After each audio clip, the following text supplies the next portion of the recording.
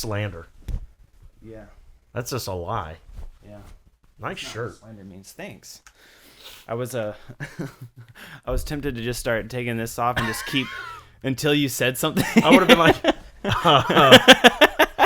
what? Oh, that's not what we're doing today? Oh, yeah, that's next week, Daniel. Wrong podcast. Wrong podcast. That's the one you do with Raymond.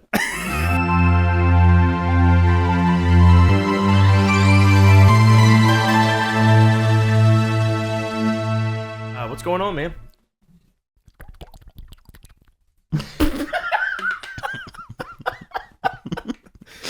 I love a little ASMR in the morning to start my podcast off. What's that mean? I don't know.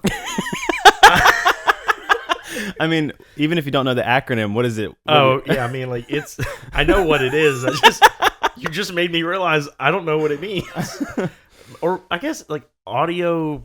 I'm assuming it's like audio stimulative something. Basically, it's Masterful remedies. Yeah, that's it. It's like these people who, like put. Oh, like Foley. I think, is that what it's called? Foley? Like when they have all these random objects and they make it in front of a. Well, yeah, they'll like click their nails. Like girls will do like makeup tutorials, but with ASMR where they like click their nails on the vials or they like whisper into the mic. Stuff like that. It's supposed to be like for people who like enjoy it. It's supposed to be like really relaxing. I know what you're talking about now. Yeah. No, that's not what I was talking about. Foley is like sound effects for movies and animation, where they find random objects. Okay, I've seen those videos too. Those are really cool. I think it's called Foley, but I could be way wrong. I don't know on that one. I've always just called it like sound effects, but yeah. All right, Foley. Excuse me. Okay, should we do an intro now? Yeah. Welcome to Screen. Okay. Wait. Hey everybody, welcome to the latest episode of Screenwoven. We finally found a name. That's true. Actually, Grok did. Well, I don't know if we're supposed to say that. Grok helped us. I mean, that's probably going to immediately make some of you throw up in your mouth, but it is what it is. I think Daniel and I firmly agree that used correctly, AI is a tool, not a replacement for creativity, but a tool to help it. So we used it to help us with a name because every name we thought of was already in use, and we had like 20. So yeah, we tried, but we really did like Screenwoven. You can see the new backdrop here that Daniel finally got figured out. That only took him all day. Well, if they're listening, they can't see it. Oh, well, that's true. Yeah. If you are listening, feel free to go check us out on YouTube, and give the video version a shot. But yeah, welcome to the new episode. Glad we got a title that I think we're going to officially be able to stick with. Happy tax season to those who celebrate. My wife and I finally got ours done, so that's good to be done with. Yeah. And yeah, so now it's full throttle into the year and movie season, baby. Heck yeah, boy. It's springtime is showing a little leg out here in South Carolina, as they say. So we're says that? I don't know, but like I started seeing it on the internet. Oh, really? Yeah, like spring. I thought you were just making that up. No, I wish. I thought it was clever. I was like, that's especially out here because it goes so back and forth of like, it'd be spring for like a week, then it'll get cold again. Yeah. But I think we're officially kind of creeping into springtime, which means we're coming up on summer, which means movies. Movie. So I'm really excited. Can we just go back and me not do that? Because I wanted to just go back and make that the intro. Hey everybody, movie. What we'll do is we'll create an episode that's just a compilation of just your laughs and me doing stuff like that. And your little isms, yeah, your Daniel isms. All right, yeah, that'll work. That'll probably be our most viewed episode. Knowing our luck. I don't want to hear you guys talk. I just want to see you do dumb stuff. Yeah, I mean, that is the internet. Yeah, to be fair, we could just make a TikTok account. That's where all the dumb stuff goes. That's very true. I could just probably pull up my phone and just go, and I would get like a gajillion more views. Probably. But yeah, so we just, I think today we're just going to kind of have a casual chit chat as we approach movie season, about some that we're looking forward to and the like. I think I'm going to let Daniel maybe gush a bit, if he wants to, on the new Daredevil, which I have not seen. So it won't be anything super, super duper in depth, but I know he was excited about it. So if you wanted to say any words on what you've seen. Have you seen all 3 episodes? Yeah, I'm not happy. Oh. No. I was going to say, well, that changed a lot from when you texted. Well, I never told you I was happy. I just told you my jaw was on the floor. Well, that's true. Because I was shocked at what they did. Oh. But I'm not. Okay. I am like, the show has been a constant, like, super cool and then really big letdown. Ugh. So, like, it's I don't know how to feel about it. And it's only 3 episodes in. They're only releasing one every week. Right. Which yeah. I hate that. I understand Really? I hate that so much. What's the point of it? That's the whole thing that sold streaming services in the first place. And now they're like, whoops, we actually can't make money. That was like what everyone was telling me when Netflix first started streaming. They were like, dude, you can just watch the whole thing. You don't have to wait for a week. Yeah, I mean, I'm not going to say... And they sounded exactly like that. Man, you do a solid impression of all your friends. I know that's how I talk when I talk to you. It's true. Everyone knows it. That sounded like Trump. Everyone knows Actually, it. according to what we said before this, I have a little girl voice, so you can watch the whole thing, man. That sounded like Mickey Mouse. Anyway, I mean, my understanding, which I was really late to the whole streaming thing. My only experience with like Netflix for the longest time was my girlfriend at the time in high school. Her family had it. My parents never got it, and I mean, even now that I own just about every streaming service, like I have an account on just about every major one, they still don't really use it. So I mean, they just never were big on movies and stuff. But my whole understanding for the long, like when it first started getting popular, especially Netflix, was the appeal was, well, you can watch movies from the comfort of your home. I was like, okay. Yeah, but DVDs already did that. Well, that was why for me it was not that big. Like that's why I was so late to it, because I love to go buy DVDs anyway, and I have my own little collection. So I was like, why would I want to do the streaming thing? And by the way, I'm gonna very severely divert here. Okay, but we'll come back to this, because this platform it's teeny tiny right now. I know it's not huge, but it is a platform. It's like an average sized chair. Yeah, well, that's. I know you're making a joke about the chair, but not our podcast. Not yet. It's not an average chair. It's a kiddie stool right now. Yeah. But maybe one day, maybe with this episode, who knows? It blows up, and if and when it does, which is our hope and dream, I want this to have been said on it. I am a huge advocate for this move and this push to please anybody who listens to this podcast, who you enjoy stories and storytelling and books in particular, and even in the vein of streaming and watching shows and movies. Please do your best to find other avenues to invest your time and money into these things other than just the most convenient, which is usually like 99% of the time Amazon. Please. I'm hearing more and more and more talk on the BookTube and BookTok sphere of all these people who are getting rid of Kindles and moving to this Kobo e-reader thing, and stopping the ebooks altogether and going more and more to bookstores, even though it's more expensive, because Amazon does this thing where apparently because they are so large and they have their hands in so many pies that they can operate certain sections of their company at a loss to purposely try and kill off competition, so that once they're no longer around, they can then do whatever they want, ramp up their prices like crazy.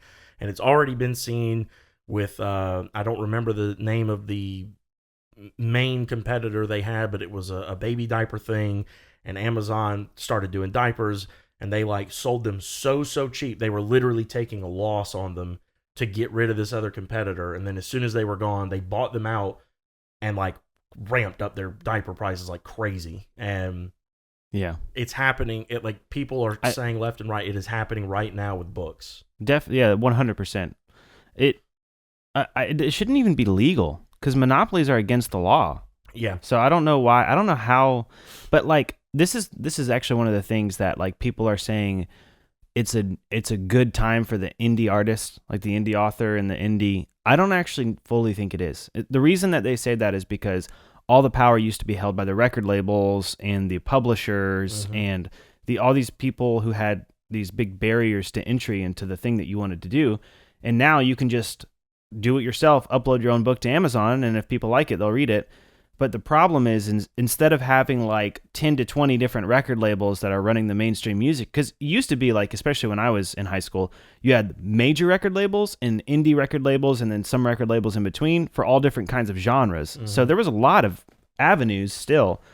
But now what it's come down to is, yeah, every artist doesn't need a label anymore, but they're completely dependent on Spotify. Every single artist. It's all gotten shrunk down to one.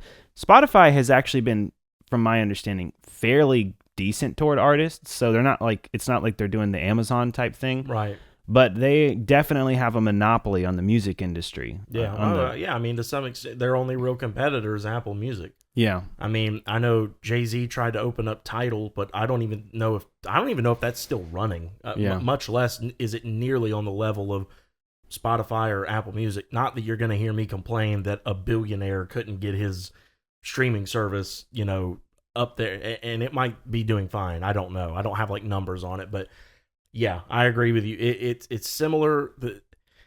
It just worries me because I've been telling people for a long time, and this is kind of what made me think of this, is the streaming thing is where all this started for me. I was constantly going to like Best Buy and Target and Walmart and things like that and just buying up like DVDs like crazy, especially like going through little $5 bins and stuff. And I would leave most times with like a stack of DVDs. And it was really fun. And I still have them. And I still sometimes buy, if there's a specific one that comes out that I like, or if I just see one that's on a good deal, I might snatch it up here and there. I don't do it as much as I used to. But people used to kind of not critique that, but they would question it. Well, why would you do that? I mean, there's Netflix, Prime, like it's only gotten easier and easier to have these movies just, on your TV at home. Yeah. And cheaper.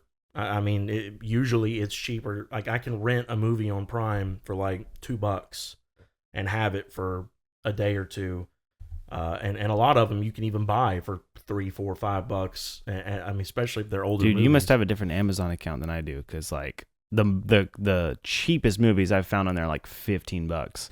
Well, I mean, are they and newer? Renting is So you're just saying like old. Well, yeah, like I mean, like if I'm saying like if there's a movie, like I'm thinking in the vein of something that would be in a $5 bin at Walmart that's been out for 2, 3, 4, 5 years. Yeah. Or maybe even a year, but just wasn't as popular, but I liked it. You could go on Prime and probably get that for a few bucks. Sure. And that's fine. That's fine and dandy. My thing is, especially with the book thing, print, I think, has been an industry in decline now for a good chunk of our lifetime. I mean, yeah. I'm not going to say when we were in like elementary school, but especially ever since like smartphones and tablets and higher end laptops, like things like that. As soon as PCs became like a household thing, like everyone had a home computer, I think that's when it started. And from there, it's only gotten worse because technology's only gotten better. So, yeah. You've always had your subset of people, me being one of them, who like is just a sucker for holding a book or holding a newspaper or like things like that. But in general, you still read the newspaper? No. Okay. I am not one of those. I'm just saying, you got people who just still want to hold the newspaper. Yeah. But I mean, I'm not going to take this into a whole other kind of conversation, but just as an example, I mean, you got a lot of like even look in church.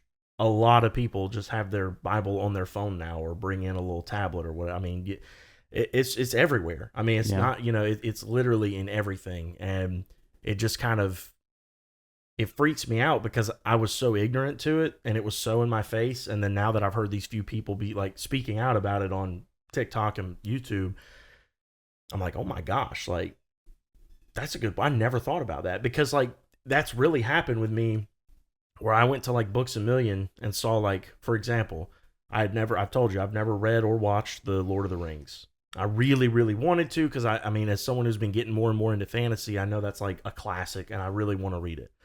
And I found this beautiful, beautiful special edition printing with like sprayed edge pages. They're like red, and it's like a gray cover with all the little symbols on it from the. I mean, it's a beautiful book. Got little maps and stuff in there that you can take out. And it was like, I don't know, like $70. I mean, it was crazy expensive, but it has all 3 books in it. And I bought it and I took it home and I sat on it for a little bit and I was like, ugh, it's too much. It's too much for a book. So I took it back and I told my wife about it, and she looked it up online and she found the same exact book, same printing and everything on Amazon for like less than half. It was like $30. And I was like, oh my gosh, that's a crazy deal. I was like, I should get that. I should get it. And I never did, thank goodness. And I did end up getting it later as a gift. My wife actually went back later and got it for me as a gift, which was really nice. But I started thinking more about it, and I like when this was going, I was like, oh my gosh, that's why they can do that. Like they probably are taking a little bit of a loss selling it that cheap. But if they do that with enough books over time and people stop getting them from the Books of Millions and the Barnes and Nobles of the world, yeah, I mean, you know, eventually they could sell it for $80-$90. And what are you going to do about it? If you want that book, that copy of that book, and they could do it with the normal books if they wanted. I mean, they could do whatever they want. So, and really a lot of this outrage sparked because apparently they made a new thing now that if you have like a Kindle, you can no longer download the file of, like, if you bought a book on Kindle, you used to be able to download it. You could just have it. You could upload it to other e-readers or have it on your computer or whatever. And they stopped that. They put up these blocks now where you can't do that. So basically saying you don't, even if you spend money on this, you don't own a copy of it. Yeah. So a lot of people got like really upset. So that's kind of sparked this whole new thing or whatever. But I just wanted to say my piece on that because we were talking about streaming and you know, a lot of that conversation is going to delve into convenience and preference and whatever. And I said this a long time ago to people. I stand by it today. The bottom line for me is streaming will never, ever, ever take the place of going to a movie theater. A lot of people think that that's stupid. They don't like the theaters. I get it. But my thing is, it's easy to not like something when it's always been available. I think the second that like the 2 main chains I still know of, if not the only ones, is Regal and AMC. And I think both of them have been struggling probably since before COVID, but especially when that hit and they weren't getting any business for a while, that really hurt them. And I don't know that they've ever really recovered. And I think the second that one or both of those go under and all these places throughout the country, if not the world, lose access to being able to go to a theater, all of a sudden it's gonna be like, oh man, I miss the theaters. Like, I know you do, because you thought you hated it because it's something you always could do. It wasn't special. In movie theaters' defense, I mean, not movie theaters, in consumers' defense, theaters charge out the wazoo for snacks and stuff, partly because that's how they make most of their money. They don't really make any money off of the ticket sales. Right. That's true. I don't really know exactly how it works though. I mean, does a movie company like pay to have their theater host the movie or something? I don't know how any of that works, but I think it's, from what I understand, I think it's more like a theater pays the company to show a movie there. Oh, so the theater has to pay to show a movie. I think. And then the ticket sales, the reason they say they don't really make any money on that is because they're recouping for paying to have the movie there. So their profit really comes in at the concession stand, is what I've always understood. I don't know all the ins and outs of it. I could be completely wrong, but that's what I've always understood. Well, I've heard similar things. I haven't heard it in all those specifics, but I've basically heard similar things. But my thing is like that. Just I go out of my way to not get something at the theater. Some people go out of their way to get stuff because they want to help the theater, but I go out of my way not to because it's like it's just so overpriced. It's crazy, and then they don't let you bring snacks into the theater with them. So I think that they need to find they need to get creative and find a more clever way to make money while they're there. I think they have. What are some different ways that they've done that? Well, okay, so like for example, first I'm gonna say two things. Just one. Okay, hang on, let me pick. So last night, and I was gonna bring this up anyway, but I guess this is a decent segue into it. So last night I did go to a movie with my wife. Yeah. She knows I am a huge Looney Tunes fanatic, so we went and saw the new Looney Tunes movie that like no one knows about because Warner Brothers, I think, intentionally didn't promote it very well. But it's called Looney Tunes: The Day the Earth Blew Up. Pretty funny movie. Had a good time. We went and we got a bottle of water, a Gatorade, 2 packs of candy, and a small popcorn, and it was $40. Jeez. I mean, 38 and some change, but $40. So I say that to say I don't think you're wrong. I do think that stuff is way overpriced. But here's my flip side to that. And it's kind of two parts. One, like you said, you don't have to get it. You know, it'd be different if they were like, oh, okay, you're here for your movie. All right, it'll be down that way. Please make your mandatory trip to the concession to buy one item before you go in. I mean, you don't have to get a popcorn or a water or whatever. I mean, yeah, some people feel like they do. Like some people are like, oh, I have to have some kind of snack to. That's a moot point for the one I was trying to make. But what you mean? Like the point that I'm making is if they want to make money doing it, they're gonna have to find a more clever way to do it because people like me don't get stuff at the concession stand. And that's my other kind of prong to this. But my one side of it is, I guess what I'm saying is I don't think that it's as big a deal as people make it, because I'm not gonna say it's not a valid point because it is overpriced stuff, but it's not that big a deal because you don't have to get it. Like, I mean, you really don't. Matter of fact, I know plenty of people. But again, that's a moot point. Like, people aren't going to get it. They need to make money to stay afloat. I know. Like, what I'm saying is I'm going to get to that side of it. But my point is on the side of it that it's even an argument at all that, well, that stuff's overpriced. Well, it doesn't matter. You don't have to get it. Like, yes, it is overpriced, and they have that and a newer way that they're going about it to make more money that I'll touch on in a second. But my thing is, for people who even bring that up, saying that that's like a reason they don't go to the theater or a reason that the theaters are ridiculous or what. I mean, you don't have to do it. And on top of that, I know plenty of people who sneak food in the theaters all the time. Yeah, no problem. They do, but they're not supposed to. I mean, some people would. Yeah. When you say you're not allowed to bring outside snacks in, like, and then you charge that much, it just makes you look greedy. If people don't know your business plan, it looks like you're just trying to screw people out of being able to make all this money. I mean, like Carowinds does the same thing. Like a theme park, it's like you go to eat there, they know that you're not going to want to leave the entire theme park and go to a place somewhere, so they just boost the prices up on food and stuff. Like, yeah. I hate stuff and everyone hates stuff like that. I mean, if it works for Carowinds, so they keep doing it. Well, but they also make money on the ticket sales. I'll give you a place like Carowinds. I think that's insane. The last time I went to Carowinds. Well, but my point is because of places like that, people have that impression when they go into theaters. Like, it makes you look greedy. It makes you look like you're just trying to raise prices just because you can. I get what you, and they are. I mean, I'm not arguing that that's not the case. I mean, that is the case. They are doing it because A, they can, and B, they have to. And yeah, I'm with you.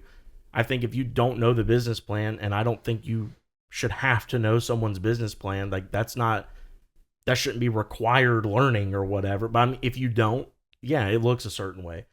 My thing is, to get to the other prong of my point here, is that they've done this new thing. I'm sure you've seen. I think we saw it when we went to go see Captain America. They're doing the whole thing now with the popcorn buckets and the cups and all this stuff. I don't remember that. Oh, really? Yeah. Okay. Well, like, for example, with the Captain America movie, they had like 2 or 3 different like options. I know 2 of them. One of them was like, so you can get like these big, they're probably about that tall and like that big around, metal popcorn buckets like for collectors that have like images and stuff from the movie on them. And then you can get that. It's like a combo. You get that in a special cup that's like a reusable cup or whatever. Now, that alone, the drink and the popcorn is the $40. Like what I spent on 5 items, you spend on 2. But it's a collector's thing, and it's for people who are like really excited about what they're going to see. So they do that, and then now the last few times I've been, they've started doing other ones where like the first one I remember seeing it at was Deadpool. Do you get like a discount on popcorn or soda if you have those things? I mean, I don't know about it. What do you mean, like a discount? Like if it's reusable, a collector's thing, can I bring it to the theater and get like cheaper popcorn? I don't know. I've never asked that. I doubt it. See that's I don't think that's a good idea. Well, it is, and I'll tell you why. Okay. Because they don't. First of all, they don't do it for every movie. Like I really I would have paid $40-$50 for a combo set for the Looney Tunes movie. They didn't have them. But like every big movie, like any of them that we're most likely going to go to together this summer for this podcast, there will be a set there. And people will buy them because they're about their favorite movie. These people who like are like really in these fandoms, they buy this kind of stuff. And it's a brilliant move by the theaters because what they realize is like, well, man, people who like Marvel, like they come watch these movies 2, 3, 4 times. You know, they fly out to different states for like Comic-Cons and stuff just to go see them present about what, like, they'll throw their money around for this because they love it so much. What if we could give them like an exclusive item that's limited? They usually sell out the first day or so of the opening weekend. Unless it just really underperforms. Like I will say, when I went last night, I still saw some of the Red Hulk popcorn buckets from Captain America. Surprisingly, I still saw a couple of the Wicked hats, like the little witch hat with the green W, and their cups, and you put a little straw in the back, and you fill the hat up, and then you drink from the hat or whatever. I saw a couple of those there, which blew my mind because that movie like went nuts. But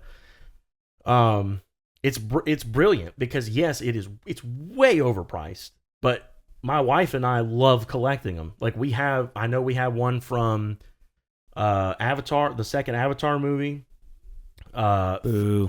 Yeah, well, it was not great. Well, she loved it. She loves those movies. I personally think both of them are overrated and not definitely good. The only reason they are so much loved is because their CGI was world class when it came out. I mean, it looked extraordinary, and it did in this second one. I mean, it looked beautiful. I hate 3D movies, and we saw it in 3D, and I walked out of there impressed. I was like, okay, that was wild, right? But the movie, I was like, God, that was so long. Yeah, the storyline is not. I walked out feeling exhausted. I was like, oh my Lord. But we have that. Thor Ragnarok, which I thought I was going to enjoy more than I did. Thor Ragnarok? Oh no, I'm sorry. Love and Thunder? Yeah. Okay, yeah. Which I thought I was going to enjoy a lot more than I did. Dungeons and Dragons we got. We got to come back to Love and Thunder because I want to hear your thoughts about it later. But okay, yeah. And a couple, the animated Ninja Turtles that came out like last year. That's probably one of my favorite ones we have because the colors and stuff on it's so cool. Like, and we love having them. And like her whole thing, she's real craftsy. So like when we get our new place, because we're planning on building here soon, hopefully. Oh, I didn't know that. That's awesome. Yeah, we're looking at getting some land and building our house, like our forever home on it. In Columbia, right? No. Close to us? Like next door? Yeah. Like okay. We're going to have an underground tunnel. Oh, boy. Yeah. We can connect our underground tunnels. Yeah, that's what I'm saying. Yeah, that's the plan. And I want to have, I hate the term man cave, so I don't call it Me that. too. But like a nerd cave, where she wants to do a thing in it where like we'll have like a thing kind of on the wall near the ceiling that goes all the way around it, and she wants to take all our popcorn buckets and like get different color like the wrapping like tissue paper and like fill them up with it, maybe have a couple things in them and like line them up for like display. So I mean, we enjoy that. We don't get them for every movie, but we do get them for ones that we're like really excited about. Like, oh, that's a weekend opener for like we have to go. Like when you and I inevitably go see like Superman or Fantastic Four, like I will be leaving with that giant popcorn bucket and cut. Like I have to. Like they're really cool. They're unique. I have the popcorn bucket from Deadpool and Wolverine. I've got the bucket which has Deadpool on one side hiding behind it, and Wolverine on the other side about to punch through it with his claw. And then I got the Deadpool, like the baby pool. It's a cup, but it's like this big, and I got that. Like I got the whole thing from that. So I spent like $60 or $70 at that movie on them because I got all three. Jeez, dude. So I mean, my point is, yes, it's way overpriced, but it is because you don't have to. Every time I go to movies, I still see people at the concession stand, so plenty of people still get it. And then for these big like tentpole movies, they now do this, which is even more overpriced, but it's brilliant because it's targeted at people who will definitely spend the money on it. Like they sell out of them opening weekend 9 times out of 10. Well, I understand all the points that you're making, but the fact still stands, if what you said at the beginning of this conversation is true, the theaters are struggling, which means that stuff isn't working. At least not to the extent that it needs to rescue them, because they're competing with Netflix's. And it's like, I could go to the theater, spend a crap ton of money on movie tickets, and then I could spend a crap ton of money on snacks, or I could get a $5 thing of popcorn that'll make me like 20 buckets from the store. Not 20 buckets, but you know what I mean. I know what you mean. Like you can get these packets of Orville popcorn at the grocery store that'll, make you like a lot of different bags of popcorn for like a fraction of the cost, and you can just wait a little while and it's going to be available for streaming. Yeah, so, I mean, I get what, so. And I get that there's people like you. No, you're fine. Just don't ever let it happen again. No, I'm just kidding. But I get that there's people like you, the super fans who they love stuff like that. So I'm not necessarily saying they should stop offering it if it's making them money. But if they're trying to compete and they need to get more people in, they're going to have to think of more clever ways to get more movie lovers. Because I'm a huge movie fan, but I am not like that. I am not spending $70 on a collector's popcorn. I just see no value in that. Yeah, no, I mean, but see, that's the thing though, is by getting the average people in there like you to at least pay for a ticket to go to the movie, that's a small win right there. Sure, but the point is, I mean, are the movie theaters struggling, or is this model working for them? That's what I was going to say earlier, like when you brought that back up a second ago. I'm not saying they are or aren't. I'm saying I know around COVID, like the height of COVID, they were. Like there were talks about pretty much all, if not at least most, of the locations in our general area shutting down. Yeah. Because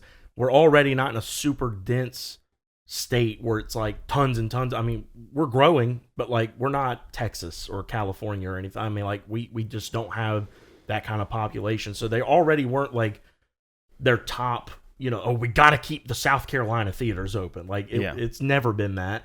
But then like on top of that, I mean, it was a nationwide thing, obviously, because I mean, at least here, people could still go to the theaters here and there after a certain point. Whereas like the rest of the country, or a lot of the country, stayed shut down a lot longer.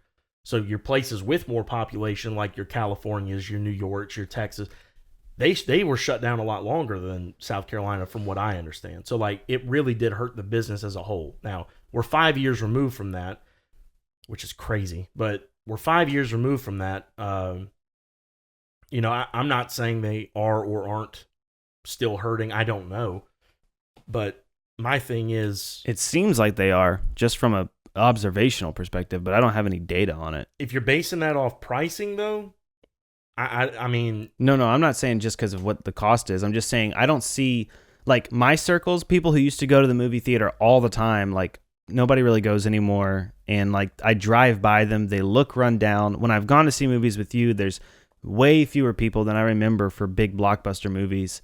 Really? Yeah, I mean, when we saw Captain America: Brave New World, like, I remember the Sandhills Theater, for instance, like, going to see, like, Pirates of the Caribbean when those movies were coming out. I mean, that place was flooded with people. Yeah. And everyone at church was talking about it the next day. You'd go see it on a Saturday and be like, did y'all see the new Pirates movie and stuff?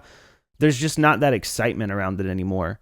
I think that there's still some excitement, but it's more like it's becoming more of a niche audience, like people like you who still really love it. And again, this is just an observational perspective. I don't have any data on this. I don't necessarily disagree with that, but I also think you're basing it off the wrong movie. I would say we should definitely revisit this in the summer when like the Superman movie comes out, or like the Fantastic Four. Like, because I'm going to be honest with you, there's a reason Captain America came out when it did.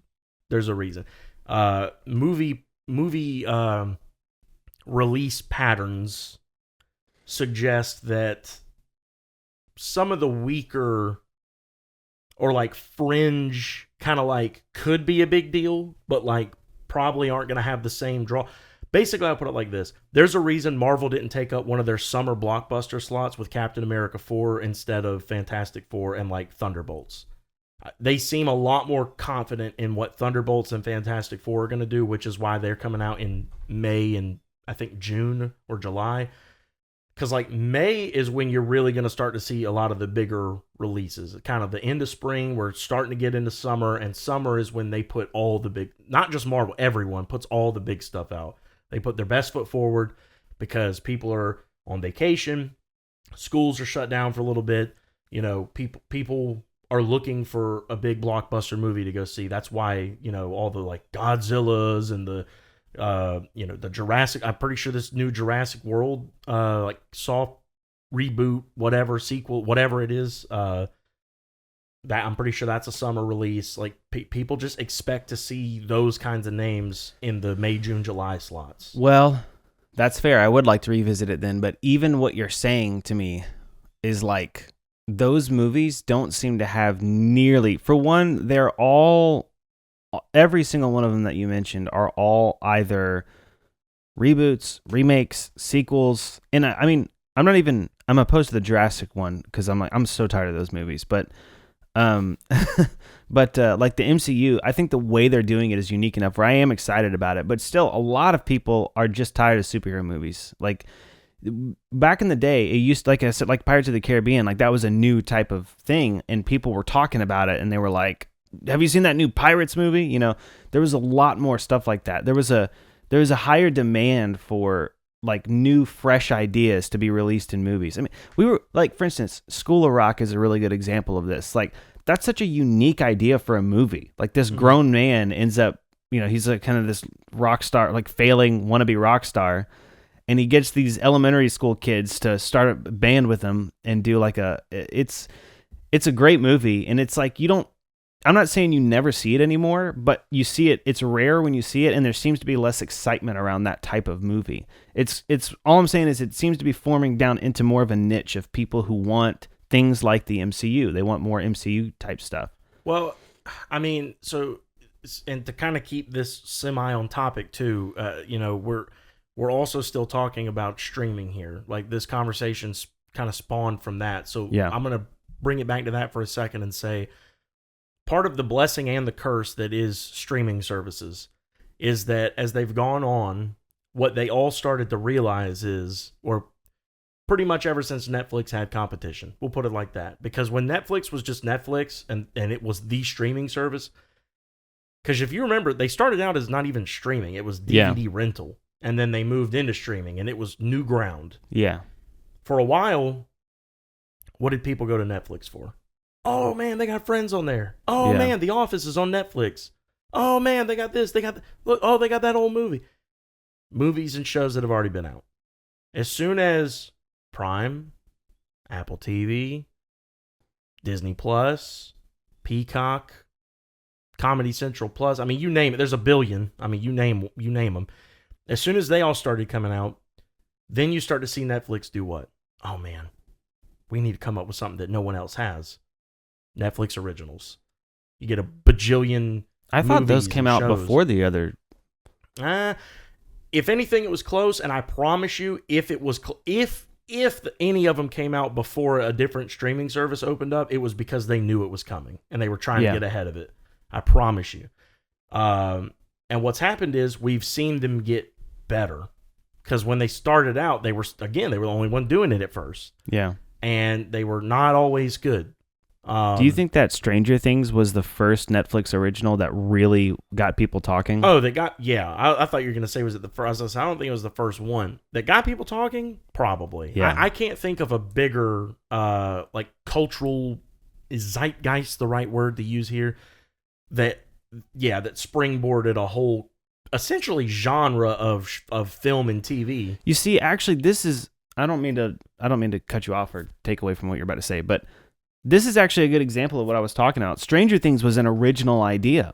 It was something that came out that was like, it wasn't part of anything else, and it was unique. I remember watching the episode and the part where she's on the phone and she hears Will, and then like lightning just zaps the phone, and I'm like, what is going on? Like, that was the kind of thing that the Christmas lights scene where he's communicating through the lights with the letters. Brilliant.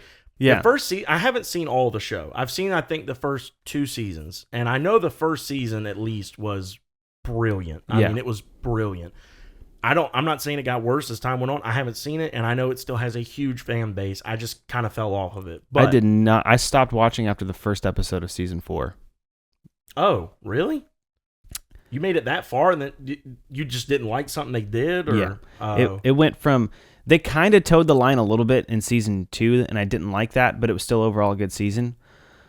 And then it got a little bit gory in season 3, but again, they were towing the line. But season 4, they took it to a whole new level. It was like it went straight from this kind of like kids fighting monsters, little creepy vibe, to like horror, like straight horror, like to the point where it made me uneasy. Like the end of the first episode of season 4, I was like, oh my gosh, I can't believe they did that. Yeah, it was super demonic. It makes sense because the kids were growing up, and I think they wanted to grow the show with the audience and with the cast. Makes sense. I don't judge them for it, but I don't think that would be my cup of tea. Yeah. What I loved so much about the first season was it had almost a cute vibe. Yes, exactly. It was creepy, but it was kind of cute because these kids, this like, you know, they're all kind of outcasts, social out, like they're nerds. They play D&D, and like, you know, they're not popular. And then they find this girl with powers, and she's been abused, and they take her in, and it's really cute. Yeah, it's a really cute story. And then the second season, what I remember of it, was it the second season? Is that when her? No. Maybe I did finish the second season, because I think the third one is it's the third one where it starts off with her and one of the main kids. They're like in her room, and like they're doing their first kiss, and it's like cute. It's 80s, and the music in. I was like, man, they're really good at creating this like vibe of the time, of just the time period. It was really cool. But okay, I didn't, and the third I never finished, so I didn't know they leaned so heavy later in maybe in that season and in the fourth into the horror part. Yeah, it's not until the very end, but at the very end, the last scene was just like, it made me so uncomfortable, like just freaky. It was like, I couldn't believe it. Yeah, I don't know if I'd continue knowing that, but anyway, you didn't take away from, because you actually kind of just added on to where I was going. My point is, the blessing and the curse of streaming is that it kind of opened the door once they started doing originals for like some really unique storytelling. Some of it has been really bad. Some of it has been like award-winningly good. And the bottom line is, the reason I say the blessing and the curse is like, I've gushed on this show before, and I'm about to do it again, about Severance. It is the craziest show that is out right now on any TV, any platform, anything. It is the wildest show being made. Anyone who's seen it knows and agrees, and anyone who hasn't, you need to watch. It is so good. The most original concept I've ever seen in my life. Like, it's crazy. But the bottom line is, there was a time when that wouldn't have been a TV show. Because the idea is so big, it probably would have been like a set of movies, maybe a trilogy, maybe 4 or 5. I don't know how long they would have, if they did it in that kind of format. I don't know how long they would have stretched it out. It either would have been some movies because of the budget, or it would have been one of those like shows that gets swept under the rug because the idea is there, but the like if it was like an NBC, like Wednesday drop show or whatever, I just don't think they would have had the budget to do what this show could really do and like get the cast that it has and stuff like that. I mean, it's wildly creative, wildly original, and it's so captivating. And I mean, you see more of that on things like Apple TV and Prime and Netflix and stuff now than you did at the beginning when all these things were coming out. So as far as you talking about like original movies and things like that, you still get them here and there in the theaters, but a lot of these companies and writers are giving them straight to streaming platforms. That's true. And I think that's part of the curse of it. Yeah. I was really upset when I found out that Glass Onion was only going to be in theaters for like a weekend. And I was like, well, I'm going to see it in theaters because I loved Knives Out. Mm-hmm. And I couldn't believe that a real like production company couldn't outbid Netflix for the sequel to that original story idea with a phenomenal cast, and he was planning to redo it. The fact that Netflix got exclusive, I was like, what? Well, is that evidence that the theaters are in fact like falling apart? Well, because that wouldn't have anything to do with theaters. Well, I mean, if theaters aren't able to get those types of movies, for one, or maybe the reason that they went to Netflix instead of, and I'm just guessing, I don't know how any of this stuff works in the industry, but maybe they chose to do Netflix instead of the theater because they knew more people weren't going to go to the theater and they would lose money on it or something. It's possible. I mean, you never know. And that's what I'm saying. Like, even that movie came out, golly, 21, 22?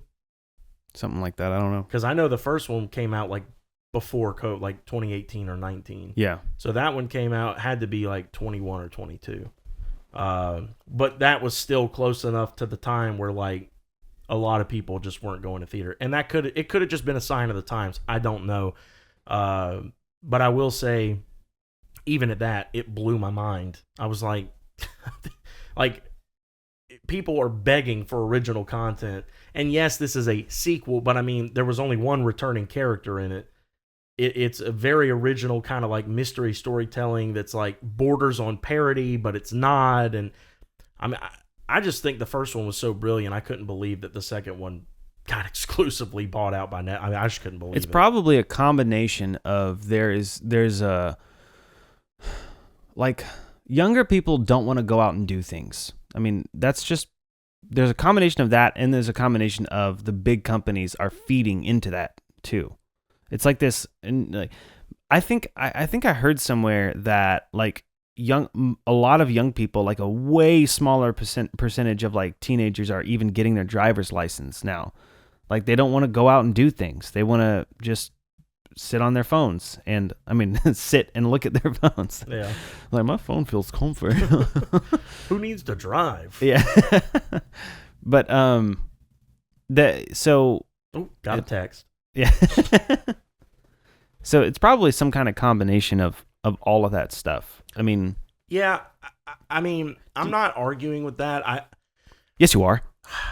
He's on to me. No, I mean, I think there's some merit to that, but first of all, I still see a lot of young people out, more than I want to see, because they annoy me.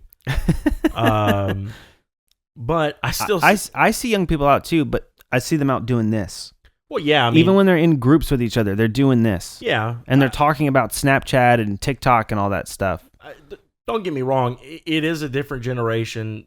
That is how they communicate, for better or worse. I mean, I have my own little subset of friends that we essentially mainly communicate in like memes. Like, even when we're in person, we're just like quoting memes at each other. And it's like, it's pretty brain dead activity, but it's funny. It's little inside jokes for us and whatever. And, I'm sure like my mom and dad look at it like, wow, they're doomed. And we are. But all that to say, it's a good thing you've seen Lord of the Rings, though. at least I've seen that. I don't know, man. I definitely do agree. I just don't understand it, but I do agree that companies are feeding into this. But they have to know it's at their own downfall. Well, unless it's part of a strategy, like Amazon, for instance, where they're doing the things they're doing because they see a future in which they're going to be able to benefit from that. I just don't see how, like, a company like Warner Brothers, for example, sees a future in people not going to see blockbuster movies. Well, I think what I'm trying to say is I think the big companies that are coming up, like the Netflixes and the Primes and stuff, are trying to maybe get rid of companies like Warner Bros. Like in the same way Amazon is trying to get rid of competition so they can have a monopoly on.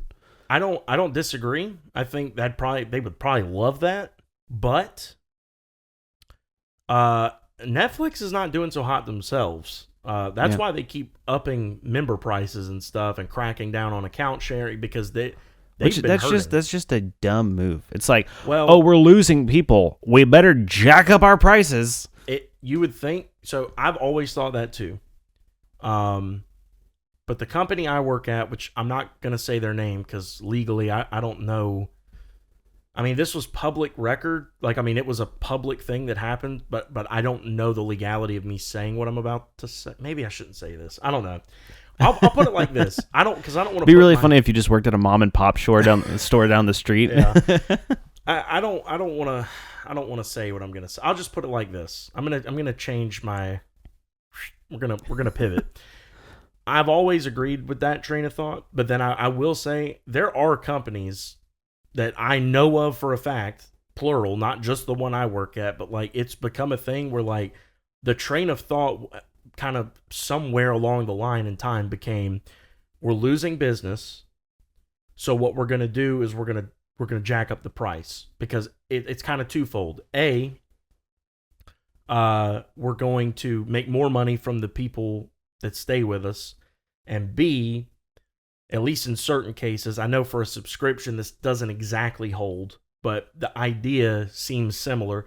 B, we're going to see a huge influx of money when we announce that we're going to up the price, because you're going to have people trying to get in and get whatever before we do. So you're going to see a huge spike, and then even after the spike drops down, because you will lose people from it, even after it'll plateau at a higher point than it would have originally, because our price is higher. You get what I mean? Yeah, that makes sense. But I've always heard the opposite. I've always heard that most of the time when companies increase their prices, it's because they have too much. Like, especially small businesses, they have so many clients that they can't keep up with it. So they increase their price to make the same amount of money from a smaller amount of clients. And the only people who are going to stick with you are the ones who are the better clients anyway, who don't gripe about price. Maybe. I don't see that being the case for a Netflix. But maybe. Well, no, it wouldn't be the case for Netflix, but I'm just saying that's the only thing that I've ever heard to increase. I've never heard of like, oh, we're doing poorly, we should charge more for our services that people already don't find value in. Yeah, I mean, but that's called common sense, and I don't think any of these companies have that. Well, they're a bunch of millionaires, and we're filming this in my parents' room, so that doesn't mean anything. That's fair. The bottom line, I'll put it like this. Case in point, I was talking about Warner Bros. Did you know there was a Looney Tunes movie coming out? No. You had no idea? Well, only because you told me. But I'm saying, oh, so I told you before today? Yeah, you did. Oh, okay. But I would have never heard about it unless you had told me. Never saw a trailer? No. Not even a still image? No, I mean, as you were talking about it, I was like, what? I didn't know this was a thing. So no one did, really. I mean, unless you were just like me, like a huge Looney Tunes fan and kind of already in the mix of Looney Tunes conversation online to where your algorithm knew to show you this, no one did. And I'll tell you why. My theory, my opinion.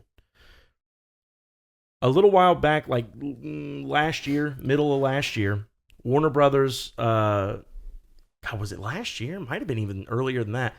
Sometime in the near past, like it wasn't more than a year or so ago, Warner Brothers had announced they were putting a handful of their movies on the chopping block. Like they were just never going to see the light of day.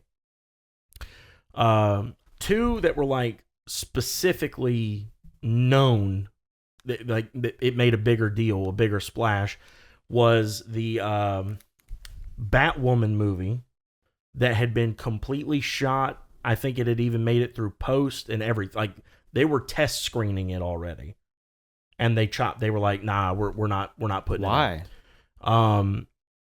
Well, there's debate on that.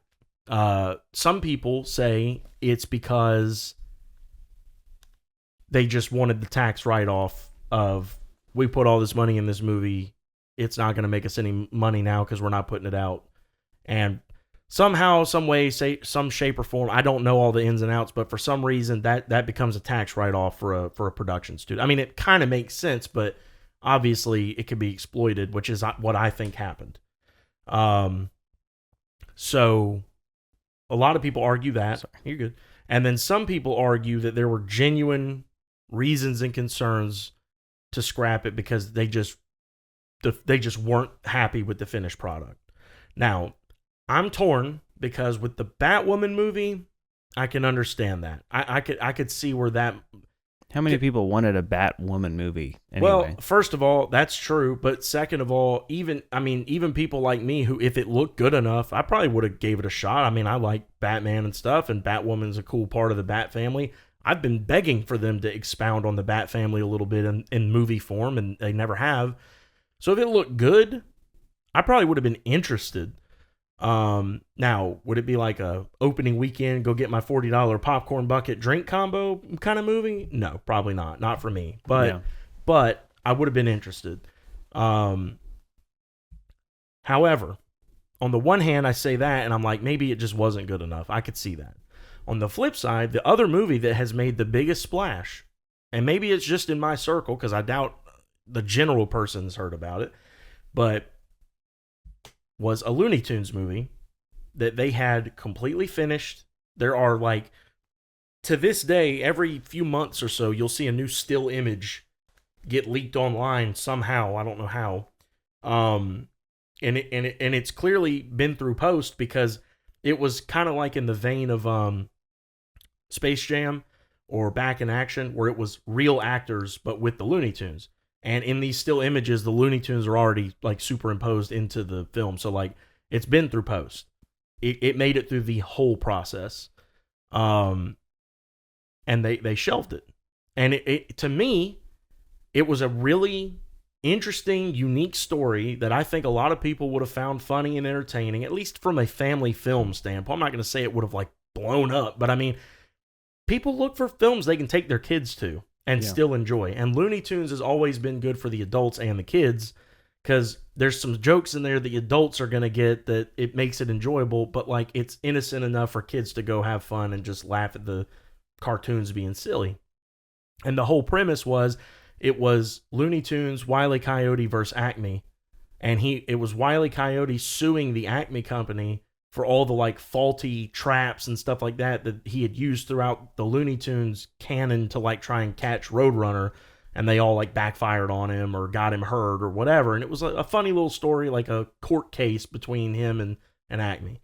It had like John Cena in it. This is the one that you told me about, actually. Oh, okay, yeah. So I did not know. So this movie never came out. This never came out. Okay. It got shelved, and I fully believe it was just for the tax write-off. And here's why I say that. I know for a fact Netflix and I think Prime both offered to buy this movie off of Warner Brothers, pay them, give them, I'm not going to say a blank check, but probably would have given them whatever they asked within reason for this movie to put it out so people could watch it. And they turned them down to scrap it. That seems weird to me, because, I mean, granted, these companies have all kinds of lawyers working for them. But oh, yeah. I just don't see how a tax write-off could equal the same amount of money as, like, buying it from Netflix, or the amount of money you would get from, like, box office sales. I don't understand that. Unless it has to do with, like, maybe there's some things in there where, like, if the movie like gets shelved or written off or whatever, maybe in people's contracts, it's like, well, we don't have to pay you because the movie never got released. We don't have to pay you because the movie never got released. We don't have to pay you. Like, that's maybe fair. It saves them a lot of money, and it still makes them some via tax write-off, you know. But see, here, that's what I don't get. They shelve movies like that, and then they put out crap like The Flash. Yeah. Which I'm sorry if you're one of the few people who liked that, but that movie was not good. You know, I don't understand how certain of these things they get shelved, and then I don't get how these decisions are made. Me neither. Like I said, I'm sure there's a lot of ins and outs, but you know, time will tell. Yeah. That's true. But yeah, that the Looney Tunes one that I told you about, I guess, was the one that got shelved. Another one actually made it to theaters. This one was all animated. There were no like real people in it. But we went last night and watched it. It was fun. It was a fun little. I mean, it wasn't like the best movie of the year or anything. You're not going to hear about it at the Oscars, but it was enjoyable. I felt like I was going somewhere else with that, but I think that's all. Anyway, all that to say, you know, back to Daredevil. Yeah, you know, the streaming thing for me, it's kind of a thing of like, I get the convenience, I get the price point at theaters and the concessions and all that. I'm not saying I don't understand any of that. What I am saying is, I think that I still stand by, even with the prices being what they are, if everything closed, if the theaters stopped, people would miss it. Like, sure. Like, even with the $40 concessions, like, you know, people would never bring that up. They would just be thinking about not getting to go with, like, their families or their friends or whatever to go sit and watch a movie in a giant room with a bunch of people who you don't know, but you all have that one thing in common that you're there for. It's just a special thing. I don't actually think movie theaters are headed towards extinction. I hope not. I think that they're headed toward... Hold on a second. Do you hear a hum? Yeah, a little bit.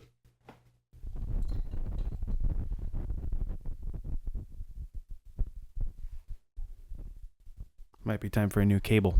Ruh-roh. Okay, so now let's start. No. Had a little bit of technical difficulty there. I just don't understand how... I don't actually think that movie theaters are headed towards extinction. I think that they're probably going to become like what plays are now. Like, you know, you have New York, which has got Broadway. Mm-hmm. They're still, you know, popular, but used to be plays was the main way that you would go hear a good story from. I mean, it used to be around the campfire, but... Or the radio. Yeah, exactly, the radio. And, you know, radio is not popular anymore, but it's not extinct. It's just a smaller niche of people like them. And I think that's where theaters are headed. It's going to be kind of a non-mainstream thing. It's like the kind of people who go to movie theaters are going to be a smaller group of people who, you know, just like doing it. It's sort of like, I don't know, like I like to play chess. Like there's a chess club here in town. It's not like a huge, big, nobody at church the next day is talking about, did y'all go to that chess tournament? You know, but there's a small group of people out there who like doing it. So they go and do it. Yeah, I mean... I get what you're saying. I meant to say this. I actually would love to see if plays came back though, because I like plays. I don't like musical theater, but just plays. I went to one local play here, and it stunk. Well, that's a just shining advertisement for them to make a comeback. No, my point is there's not as much. My point is there's not as much love put into it. I mean, I don't know, but I guarantee you, if you ask the people who put on that terrible play, they'd be like, "Dude, we spent so much time on this." And I don't care what they told me. Like, man, you wasted your time. Yeah, I mean, honestly. No, but it's probably partially because there's no one else. There's a very small group of people who care about putting on a good play. So I'm sure they're limited by resources. They're limited by, you know, actors. They're limited. Yeah, I mean, for sure. Who out there is trying to go do a play in Columbia, South Carolina? I actually I really wanted to. It didn't work out, sadly, but the local little theater in Lexington, the Village Square Theater. Mm-hmm. They were putting on a production near the end of January for like a week or so, of Murder on the Orient Express, which I really wanted to go check out. It didn't work out, sadly, but right now they're doing Junior Mean Girls, which I'm assuming is just like a kid's version of the Mean Girls movie. Interesting. So not as much up my alley. But I do intend to keep my eye on it because it's something I wouldn't mind going and supporting for a similar reason. But the bottom line is, plays for me will never ever replace film. I'm not going to say I don't have an appreciation for what they are, what people can do on a stage. Like it is unique what people can come up with when they are limited by, like, we have to be able to display this on a stage. Like, we don't have any support other than maybe like some sounds, like through speaker, or like what an artist or group of artists can create to put on this stage. And even then you're limited by like where it is. Well, I would like to challenge that. Please do. Be boring. On guard. Yeah, I agree. Yeah. Move on. That's fair. For one, I wouldn't like to challenge it because I wasn't even saying that theater should replace film. Not by any stretch, because film is a whole different art that I love. I win. Yeah, that's right. You should do it more often. I wish I could. But I mean, I agree. I would never want plays to replace film. Like, I love film. I want film just as much as I want plays. I just want it to be there to be more excitement about plays, and it be a thing that you can go do as an option. The second thing I would say is you haven't experienced probably a like really high quality production play. I have only experienced one in my life, and it was awesome. But there's a company called Sight and Sound. I really want to go see one of their plays. I heard about it from a friend when I was living in Nashville, and they do these retelling of Bible stories on plays. And he said he went and saw one, and he couldn't believe he was looking at a stage. Like, it looked like an actual different place. It was so crazy. So I'm interested to go see. I mean, they're like in Pennsylvania, I think. So I can't really go see one, but at some point I'd like to go see. It'd be something we could plan, like just specifically to talk about. That would be cool. I mean, But I wish there was more stuff like that. Like, I wish there were traveling groups who came and put on live plays that were really high production. That would be fun. Now, that would be cool. Like, if it was someone, like kind of like you read about, like in Name of the Wind, like exactly, Vote's little like troop or whatever. Like that would be neat. And you don't see a lot of stuff like that, and it would be very hard to do. And I get that because there's not demand for it. Nobody really wants demand, but then also, I mean, to put it on at a high enough level, the amount of stuff you'd have to take with you and constantly set up and take down and set up. I mean, it'd be a lot. It'd be doable. It's not as much. I hesitate to say this. It depends on the type of play. I don't think it's quite as much as like a massive like Taylor Swift tour, for instance. Fair. Because like Taylor Swift came. When I worked at Centerplate, the Williams-Brice and Colonial Life Arena, all their events, I worked backstage at a Taylor Swift concert, and like the amount of stuff they were hauling, teams. I mean, hundreds, thousands. It felt like witch's thousands. Cauldron or broom. That like drawing out the circle and the candles and the amount of salt. Oh, don't get me started. And don't let her touch water; she'll melt. I walked out and I said, "Do not go in there." No, that's crazy. I didn't know that. I didn't know you worked backstage on one of her concerts. I thought I told you that. I saw the back of her head. Wow. I actually sadly a lot of people would genuinely brag about that. Yeah, I know. I've never really been a Taylor Swift fan, so me either. It was kind of cool though. She was good. Yeah. Honestly. Even when I didn't get her shoved in my face every time I wanted to watch an NFL game. Oh yeah, I know. Anyway, your problem there is that you want to watch an NFL game. Well, it is when you're a fan of my team. Well, that's the problem. Is you're a fan of the NFL. I'm not a fan of the NFL. Yeah, that's fair. At all. Fair. I'm not even a fan of my team anymore. Cowboys Nation. You're a Cowboys fan? sadly. Really? Why are you a Cowboys fan? My dad. Oh, I didn't know he was a Cowboy. Well, yeah. I thought he was a blue collar guy. Well, their stars are blue. What's really dumb about that is The whole thing? I think yeah, very much so. I lost again. You win. You're doing it more often. Congrats.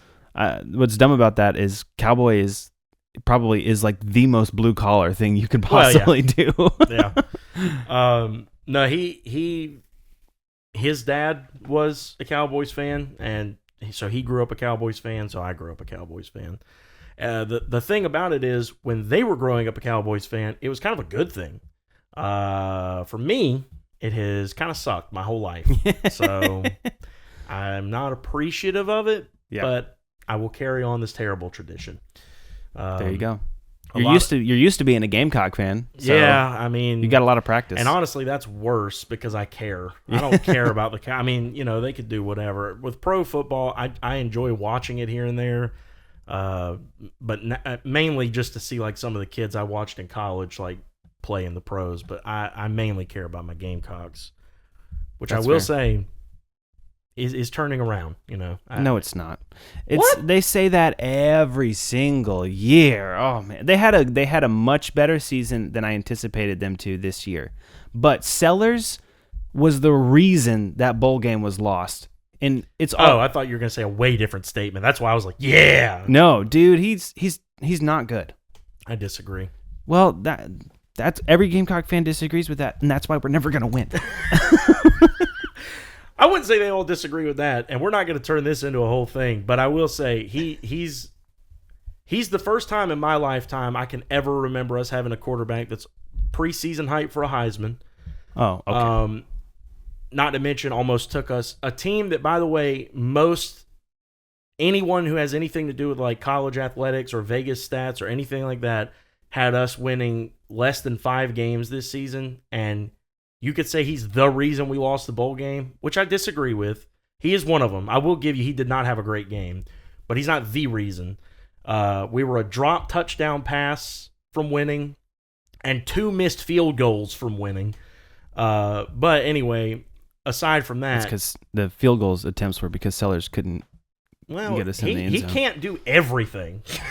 That's what a quarterback does. No. I'm just kidding. But he might be one of the reasons we did lose a bowl game, but he's also he's the only reason we beat Clemson.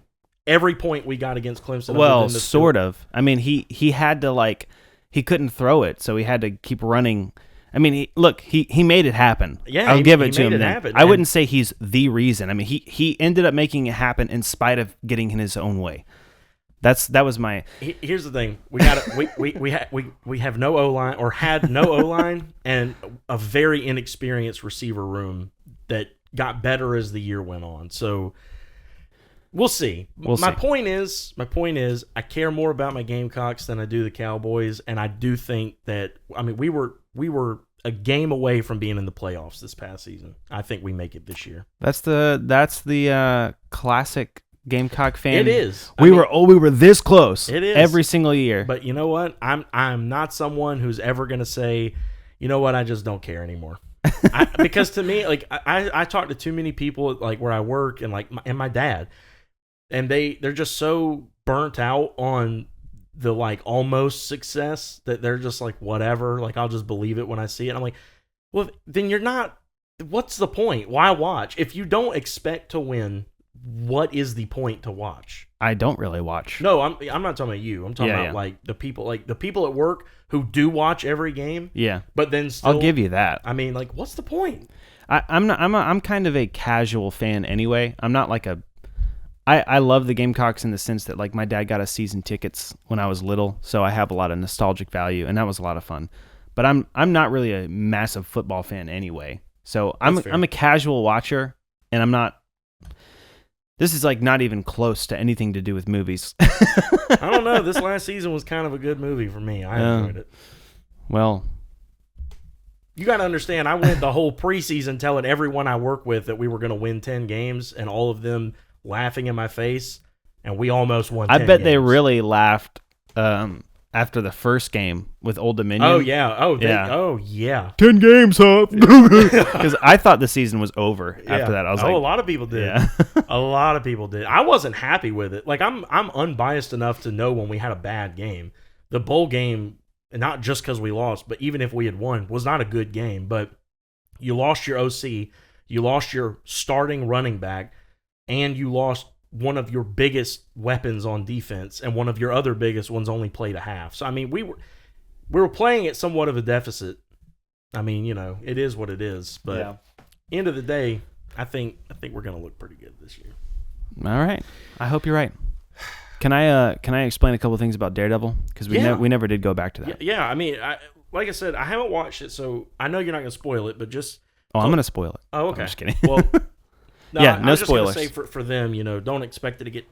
I think we should have a more detailed conversation once I get caught up. Maybe maybe that could be part of the next episode. But I like that idea. I'll say this without spoiling anything. The very first scene, I was simultaneously so angry, so shocked, and also blown away, like at how good the shots were and like the choreography and stuff. And that's all I'm going to say because I don't want to accidentally say too much and give away something. But someone dies. I'm not going to say whether or not someone dies or whether or not some character did something I didn't like or whether. I'm just saying that's my theory. That's your theory? Yeah, I think someone dies pretty quickly in the show. Is it because you've been looking online and have come across stuff or something? The first main trailer I remember seeing, it has that shot of his helmet falling off a building. And then he's having the conversation with Fisk, and he says something about him not doing it as much, and he's like, a line was crossed. And I'm like, what would make him stop daredeviling? Because in the last season, I never saw. Okay, I never finished season 3. Yeah. Which we've talked about, and I need to. Do I need to finish it before I watch this? You don't need to. Okay. But I mean, you're missing out. It's a fantastic season. Well, I have heard it's a good season. It's so good. But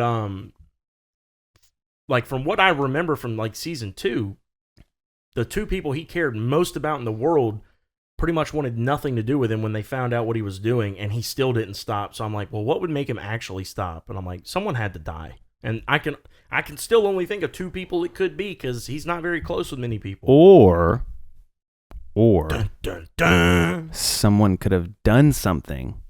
Yeah, maybe. I mean, I don't know. You don't know. I'm interested. Someone could have just called him a mean name that was really well thought out. Blindy. No. I had this comic book image in my head of that happening, of this eyes bulging out. No, I'm Blindbeard the pirate. Anyway, here's what I'll say.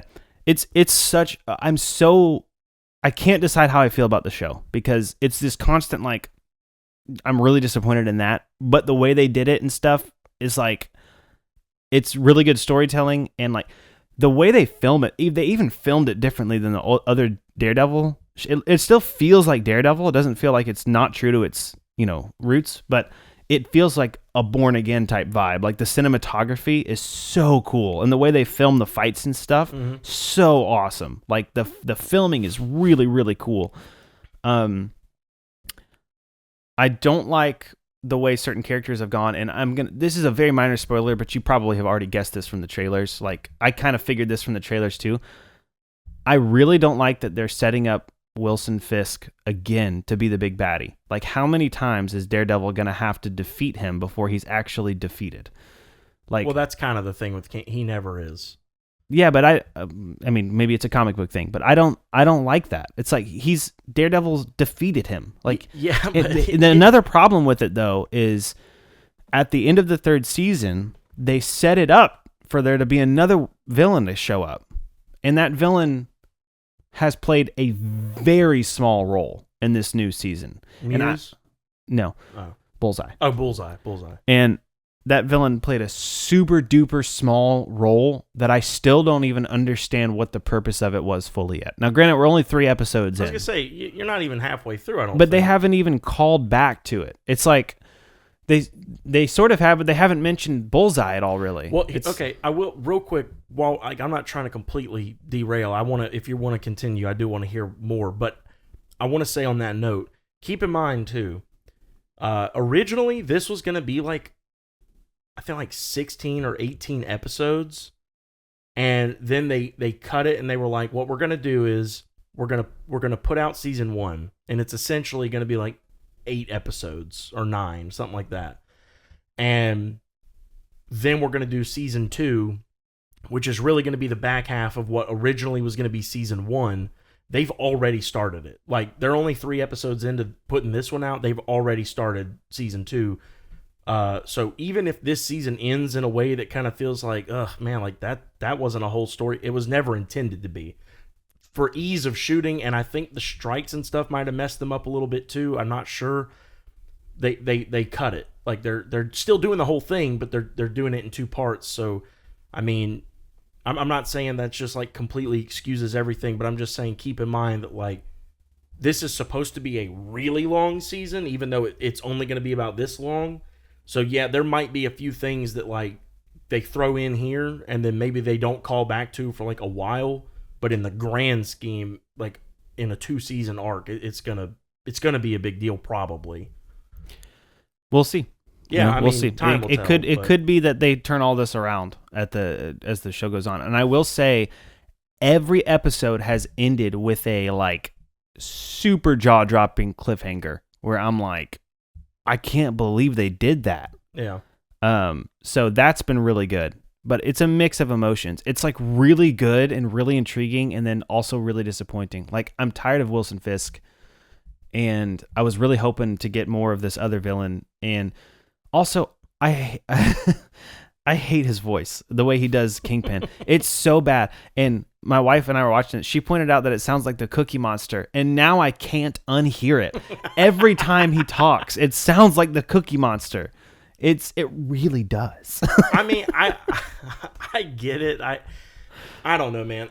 We've had that discussion, you and I as well. I don't know if it was on the podcast or not. I know you're not a huge fan of him, like his portrayal of that character, and it got worse in this season too. Well, I mean, it's kind of the Dark Knight thing, right? It's like if you go back and watch Batman Begins, Christian Bale was kind of more doing like this, like just trying to hide his voice. And it became like a thing, so he fell more into it. And by the Dark Knight Rises, he's talking like this all the time. Like they fall more in the character as they do it, and I don't even think they realize it. So I guarantee you, if you went back, I don't know when's the last time you've watched Daredevil season 1, but I guarantee you, if you went back and watched some of the first episodes of the show, he's probably talking more like this. He still did the thing a little bit, but now it's probably more like the Cookie.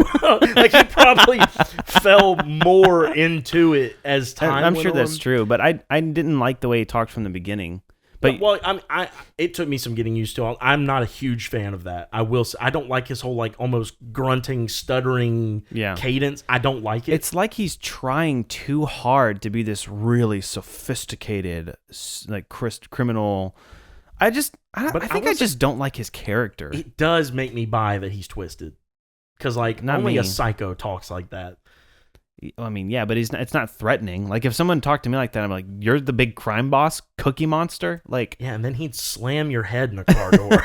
That part made me, when he does stuff like that. But, yeah, but like that happened. That makes me think he's twisted in spite of his voice. Like his voice takes away from that. I'm like, how? Maybe that's the point. No, that's not the point. It's you don't know. It might be. I guarantee it's not the point. I don't know. I put it like this. Like my thing is, I could see them doing a thing where, like, I mean, we saw his backstory in season 1. He was abused. He was like a nervous little kid who didn't want to be violent or aggressive, and his dad beat him to the point where he became that way, killed his own dad. Like, that would mess me up. I might talk a little weird if that was my childhood.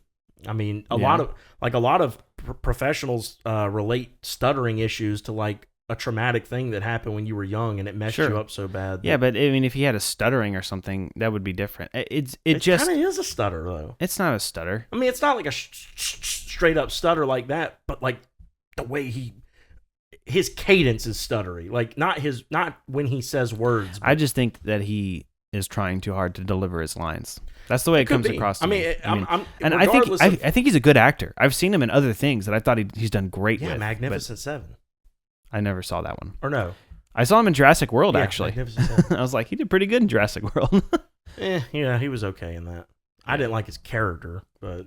So you don't like his character in Jurassic World. I don't like his character in Daredevil. Well, the difference here is also, you got to think, like, I grew up watching, like, the 90s Spider-Man cartoon, and it didn't matter who the villain was. Every single villain in the Rogues Gallery somehow got tied back to Kingpin in that cartoon. So I grew up just kind of understanding that, like, Kingpin was, like, kind of a central part of...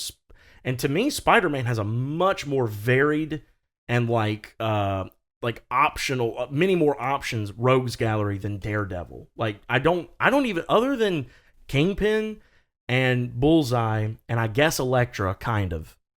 She's kind of she's like Catwoman with Batman. It's like sometimes she's good, sometimes she's bad, but whatever. I can't think of any Daredevil foes. Well, Bullseye's one of them. That's what I said. But besides Bullseye, kind of Elektra, and Kingpin, he doesn't have... My thing is, like, Spider-Man has a lot more, and they're a lot more iconic, and even his stuff a lot of times gets tied back to Wilson Fisk. Like, in the 2018 Spider-Man game, the first thing you do is go help storm Fisk Tower with the NYPD to take him down. Yeah. Well, they had some more villains in Defenders, which I thought the villains were interesting. At least they were new in Defenders.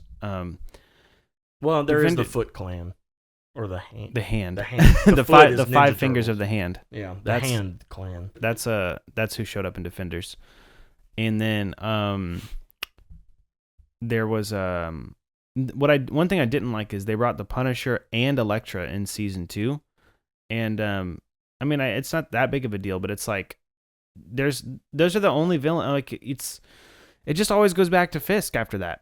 It's like they could have strung it out and they could have included, and I'm going to hesitate to say things because they're dropping some hints that there will be more villains, but they're not showing it in a way that's been satisfying yet. Well, that's fair. I'll reiterate, which I know you're not saying this isn't the case, but just, I mean, we're 3 episodes in. I'd let it breathe a little bit. I think they're trying to do a lot because this is now part of a much larger thing. Like when it was on Netflix, it was part of the MCU, but not really, because Kevin Feige didn't want it to be because he couldn't touch it himself and control things. It's now part of a much larger thing. And like I just told you before the podcast, it's apparently been confirmed Fisk is going to show up in Spider-Man 4. Yeah. Huge deal. I mean, that's one of their biggest current moneymaker guarantees is Spider-Man. Yeah. Huge deal. So, you know, and him. I haven't made up my mind about the series yet. I don't want to make it sound like. No, I'm not saying that. I'm just saying, like, as far as your current opinion. Yeah. You know, I'd let it breathe a little. I'm interested to know though how much your opinion will or won't change, or even maybe change more into the negative, like as it goes on. They have also tried harder to incorporate this into the MCU this season too. That makes sense. Yeah, which I was anticipating, but they've done it in ways that have been kind of exciting. Well, and it's also kind of a blessing and a curse, because now some people are like way overreading into certain things. Yeah, like there's true. Like a throwaway. It's not even a throwaway line. It's just there's a line where apparently there's a court scene. I've seen this clip. I don't know any context about it, but there's a court scene with like a bunch of cops, and Daredevil is like throwing down files, and he's saying their names, like Officer so and so, Officer, and then he says Officer Morales, and then people are like, oh my gosh, they're setting it up for Miles Morales. Oh my gosh, because his dad's a cop. But I'm like, you people don't know anything about these characters. His dad's last name is not Morales, it's Davis, and people just like completely. I'm like, not everything is a setup for something. Like, calm down. But maybe that's why they did it, because they knew people would freak out. It's possible, but I mean, I doubt it, because it's not the right. It's not even close to the right name. Yeah.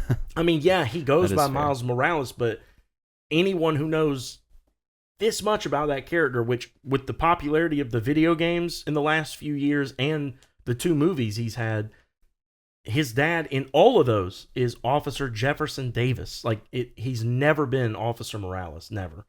So Yeah. I don't know. Well, the other problem with it is he's in a different universe. You know. Well, yeah. Here's the thing, though. In Spider-Man: Homecoming, they already hint that he exists. You remember? You know? Yeah, Childish Gambino. Yeah, and he played his uncle. Yeah.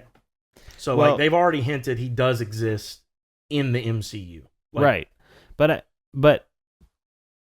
MCU, yes, but he's in a different. He's a part of the multiverse, right? I mean, but I guess not, because if he was in Homecoming.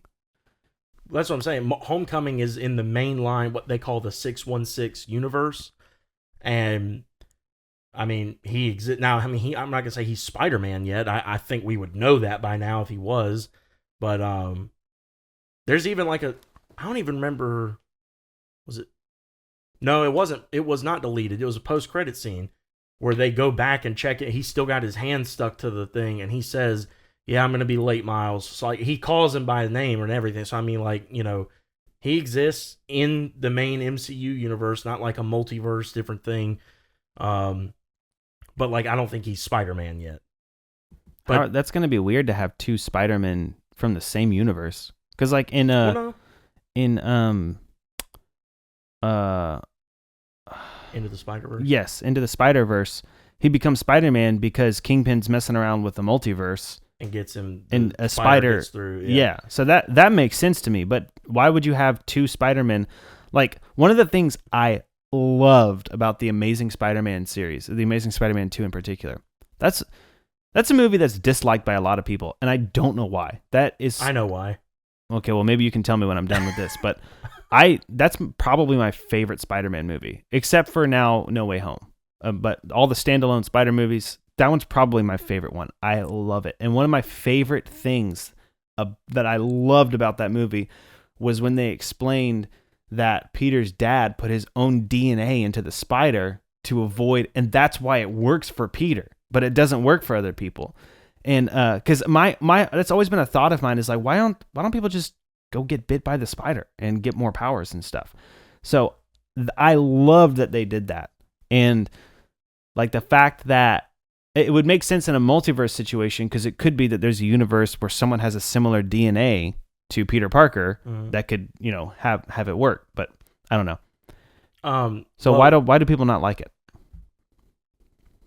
Well, let me jump to that in a minute. Okay. I'm going to address the other things first real quick. So first of all, in Into the Spider-Verse, I don't know if you remember, but right after Miles gets bitten and he's starting to like figure stuff out, Peter gets in that huge fight with that universe's Green Goblin, and then he dies. Mm-hmm. That pretty much is the case. Like in the Ultimate Spider-Man comic book storyline, which was like the original time where we met Miles Morales, I'm pretty sure that's even how it went there. Like, yeah, but it was still a Peter from a different universe, right? Well, what I'm saying is the Ultimate Universe was a different universe in the comics. It had a Peter Parker Spider-Man. He died. Miles took over, and then the main line, like the main Peter Parker that we've always kind of followed in the main universe through rigmarole comic book stuff, he makes it to that universe for a while, and they do talk, they connect, and then obviously there's other crossovers where they meet up here and there. But the bottom line is the general flow of the Miles story is that his universe has a Spider-Man. He somehow gets bit and turned into a Spider-Man. They might connect, they might not. I don't know. I haven't read all his stuff, but like for the most part, eventually his Spider-Man dies and he takes over. So he becomes that universe's like main Spider-Man. I don't like that. The reason I say all that is because what Marvel is gearing for long term is an entire reboot. So Secret Wars, whether it be a 1 or 2, or I think it should even be like my ideal like thing for Secret Wars, and this could honestly probably be an episode in itself. Like if I took the time to like brainstorm it out and write everything down, like I could tell you what I think they should do with Secret Wars. I think it should be like a 3-part, like a trilogy of movies, and in between each like main movie release, there's Disney Plus shows that tackle smaller part because like it is a massive crossover. Like even Civil War probably should have been 2 movies if you wanted to do it like how they do it in the comics. In the comics, when Civil War happened, it affected everyone. Everyone was touched by it. And there were individual trades put out that specifically dealt with like, what's the Fantastic Four going through? Well, they're kind of falling apart because a couple of them are more like on Cap's side, and then you got Reed, who Iron Man came and hired to create the Negative Zone, which was a prison in like this dimension where it's just nothing, and he was just throwing anyone he wanted in there, and it was so. And they disagreed with him on because they're throwing their fellow ally heroes, they're throwing them in the Negative Zone, like. That was a whole thing. There was a whole thing about just the X-Men. Like, what are the X-Men like? It was a huge event. Secret Wars is that on steroids. I mean, it's massive. So, personally, I think it should be like a trilogy of movies with shows in between to like tackle smaller pieces of what's happening on the main thing. That aside, the point is their goal in all this is to get through Secret Wars, give you your nods to every Marvel thing that's ever existed, every show, movie, anything. You're probably going to see people pop up in these movies or movie or whatever, and then reboot the universe, start new. And when they do that, we're probably going to start with our new Spider-Man being Miles Morales. I'm assuming. I don't know if they're going to set him up before then and have him kind of take over in the reboot, or if they're just going to let Peter do his thing throughout this next trilogy and into Secret Wars and then kill him off or whatever. And then in the new thing, we'll just start Miles. I don't know how they plan to do it, but that's probably what we're going to see happen. I don't like that. I know you're probably not the biggest fan of that. But I mean, I like Miles. I like his character. I like his powers, and I'm open for something a little different. But regardless, I mean, it's just gonna be what it is. People are either gonna like it and go watch it, or they're gonna hate it, and it'll.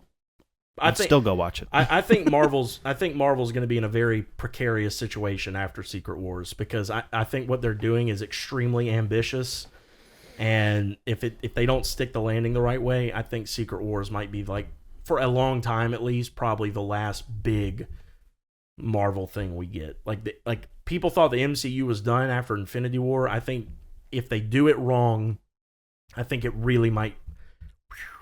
Like, do you think they're going to do it wrong? I hope not. I mean, I'll put it like this. But what does your heart say? My heart says I didn't like Endgame, and a lot of people did. You did. A lot of people did. I did not think Endgame was a good enough ending for the 10 plus years that built up to it. It just didn't. It made a mockery of one of the original 3 characters that built the MCU throughout the whole. No, well, two of the original characters that built what was the core first Avengers team and built the MCU, with the Hulk becoming like a complete non-factor and Thor being a whiny baby the whole time and essentially relegated to a bunch of fat jokes. I will say, through our conversations, I've taken a whole different perspective away from it, and I do. That's because I win. Yeah, right. You won that. I can appreciate that they lost, and it was heartbreaking, and they lost friends, and it was something they hadn't experienced before, and I can accept that they would act differently. What I can't accept is that the directors and the producers and the writers would treat it so that, like, if you wanted to hit me with Thor acting differently, you wouldn't make him a fat slob and like make him a joke where every time people see him, they're calling him Cheese Whiz and all that. That doesn't. Let me ask you this though: would that not have bothered you if once he got Mjolnir back, when he like went back in time, if like that was a moment where everything changed again, and then it was funny, but then he actually remembered that he had to be the hero again? I will say that would have helped, because I thought that's what was going to happen. I was like, oh, okay, he's going to get the hammer, and he's going to be like, oh man, I'm still worthy, even though I lost and we lost people because of me not doing the right thing. Like, I'm still worthy of. That would have maybe helped. I won't say it would have completely changed my outlook on it, because in my opinion, then my gripe would have been, oh, so we're just back to him thinking he's only his weapon. Because that was the whole... Ragnarok was one of the coolest Marvel movies, and part of what made that story so compelling and impactful was that he learned he's not his hammer. Okay, he lost the hammer, and it set him back for a lot of that movie, but like, he finished the movie without even a weapon. Like, he was just that powerful, because he was always that powerful. The hammer just kind of gave him a way to harness it. But like, he is Thor. Like, he's the god of thunder, not of hammers. That's why that line's in the movie. I forgave it in Infinity War when he goes to get Stormbreaker, because I was like, well, okay, he's saying it's going to help his power become enough to actually take on something like Thanos with the gauntlet. I can get past that, because he's not saying he needs it to like exist. He's saying he needs it to get to that level where he could fight him. Okay. Still a little toe in the line, but I let it slide because he was really cool in that movie. They still did him justice. The way they did him in Endgame, I was just like, dude, come on. Like, and then, yeah, after he got the hammer, I was like, okay, we're finally going to get back. Nope, still a complete joke. Yeah. Looks like a slob in his outfit. I mean, just ruined him. But I agree with that, because I was fine with it. It was funny to me up until they faced Thanos, and he didn't, like, it still didn't change. He was the one who killed Thanos originally. He was the one who stopped Thanos. Like, he threw the axe in his chest, and he could have won, you know? Mm-hmm. And he did nothing against Thanos in the second fight. Yeah. That was when I was disappointed. Yeah, it would have all been totally okay with me if, like, Thor would have, like, for instance, you know what, Scarlet Witch, like, pulled him up and started peeling off his armor, and he had to have everyone fire that should have been Thor or Hulk or both of them. That actually, to me, I liked, because they have way underplayed Scarlet Witch from the time she was introduced in the MCU. Yeah. She's one of the most powerful characters in all of Marvel, and they have always relegated her to being like this damsel in distress, like, I need someone to help me. I'm like, no, you don't. You can change the universe at the level of atoms. Like, you are literally unbeatable if you just I hate that. Do it. Well, I mean, you can hate it, but I mean, that's how she's written. I totally give you that. That's fine, but the problem is that they set the movies that way, in a way where it didn't make as much sense with Scarlet Witch. That's true. It makes sense to comic book fans. If they had, like, played her out that way, it would have come across. But it felt to me, because I don't know, I don't read comics, I don't know what goes on in the comics, like, it felt to me like they were just like, forget Thor and Hulk, we'll just give it to this lady. And I was like, come on. I mean, I know she lost Vision. She should have had some kind of redemption, but the storyline has, like you said, the two most powerful, like Thor and Hulk, like, I was wanting their redemption in that story. Yeah. It wasn't Scarlet Witch's turn yet to show that power. Yeah. Like, maybe they could have shown it by her, like, wrecking half his army or something like that. Yeah. But, like, Hulk, I really was hoping that, like, when Thanos had everyone fire on his own army, because that was the only way he could, I was hoping Hulk and or Thor would have caused that. Like, especially Hulk, like the matchup where I was just in my head was seeing, when I saw Professor Hulk show up, I thought, oh my gosh, he's going to fight Thanos again, or at least once they hinted at Thanos coming back. Mm-hmm. Like, I was like, he's going to fight Thanos again and to kick his butt this time, because he's got the intellect and the, like, I was expecting him, like, grabbing, like, Thanos's punch and just, like, twisting his arm, and I was like, none of it. Yeah. He did the snap to bring everyone back, and then his arm's useless. Yeah. Dude, at the end of Shang-Chi, the end credits, he's got his arm in a sling. Yeah. And he's not even the Hulk. And I'm like, he's still recovering from that injury? Yeah. Yeah. I hated that part of Endgame. A lot of, like, diehard Hulk fans, like my brother-in-law, David, that's like his favorite character. He hates the MCU Hulk now, because we don't see him back to even close to 100% until She-Hulk. And the bottom line is, if you know anything about Hulk, he's got a healing factor. Like, he should have. I'm not saying that the power of the Infinity Gauntlet couldn't have hurt him, but, like, especially by Shang-Chi, that post-credits, he should not have been in a sling at all. Yeah. Shouldn't have been a thing. And by the way, why, like, well, I guess that goes to the whole healing thing. I was going to say, why is Bruce even hurt? It was Hulk who got hurt. But, like, I guess it makes sense. But the bottom line, we never see that because, like, we've never seen that before, at least to my knowledge, because you can't hurt Hulk enough to where he wouldn't heal, and then by the time he turns back into Bruce, Bruce would be fine. Like, there are literally things, like, they talk about in Avengers. The first Avengers, I put a bullet in my mouth, and the other guy spit. He tried to kill himself, and the Hulk changed that quickly and stopped it from killing him. I mean, like, come on, man. But regardless, that was, okay, a little spiel on Endgame there, but the point of all that is, that movie had all that and probably even more to me that was wrong with it. And that movie is nothing. That movie is Iron Man 1 compared to, and I mean that as far as like complexity. Yeah. That movie is Iron Man 1, like a solo outing level of complex compared to what Secret Wars should be. Yeah. You're talking about teams, plural, of heroes and villains and everything battling from multiple universes. We're going to see some that we've probably seen before, and then we should see some that we've never even seen before. Like, people talk about how one of the original casting ideas for Iron Man before Robert Downey got the job was Tom Cruise. Yeah. And a lot of people were speculating that Tom Cruise was going to show up in Doctor Strange Multiverse of Madness in an alternate universe as Superior Iron Man with the silver armor with the one of the gems in it. He never showed up. If we don't see stuff like that in Secret Wars, like stuff that like we've seen, like, yeah, I want to see the original Fantastic Four group with Chris Evans back and that, I forget the guy's name who played Reed. Chris Evans, the Human Torch, Chris Evans died in Dead Men. Well, a version of him, yeah. But I mean, that's the whole beauty of the multiverse is like, you could say, well, there's no stakes. Well, I mean, you could look at it that way, but I mean, the bottom line is if the version of a character that you knew, like, for example, we'll probably see Robert Downey as Iron Man again in one of these universes, but he's not the one we knew. It's just like when Gamora dies in Infinity War. Mm-hmm. Okay, we get a Gamora in Guardians 3, completely different dynamic.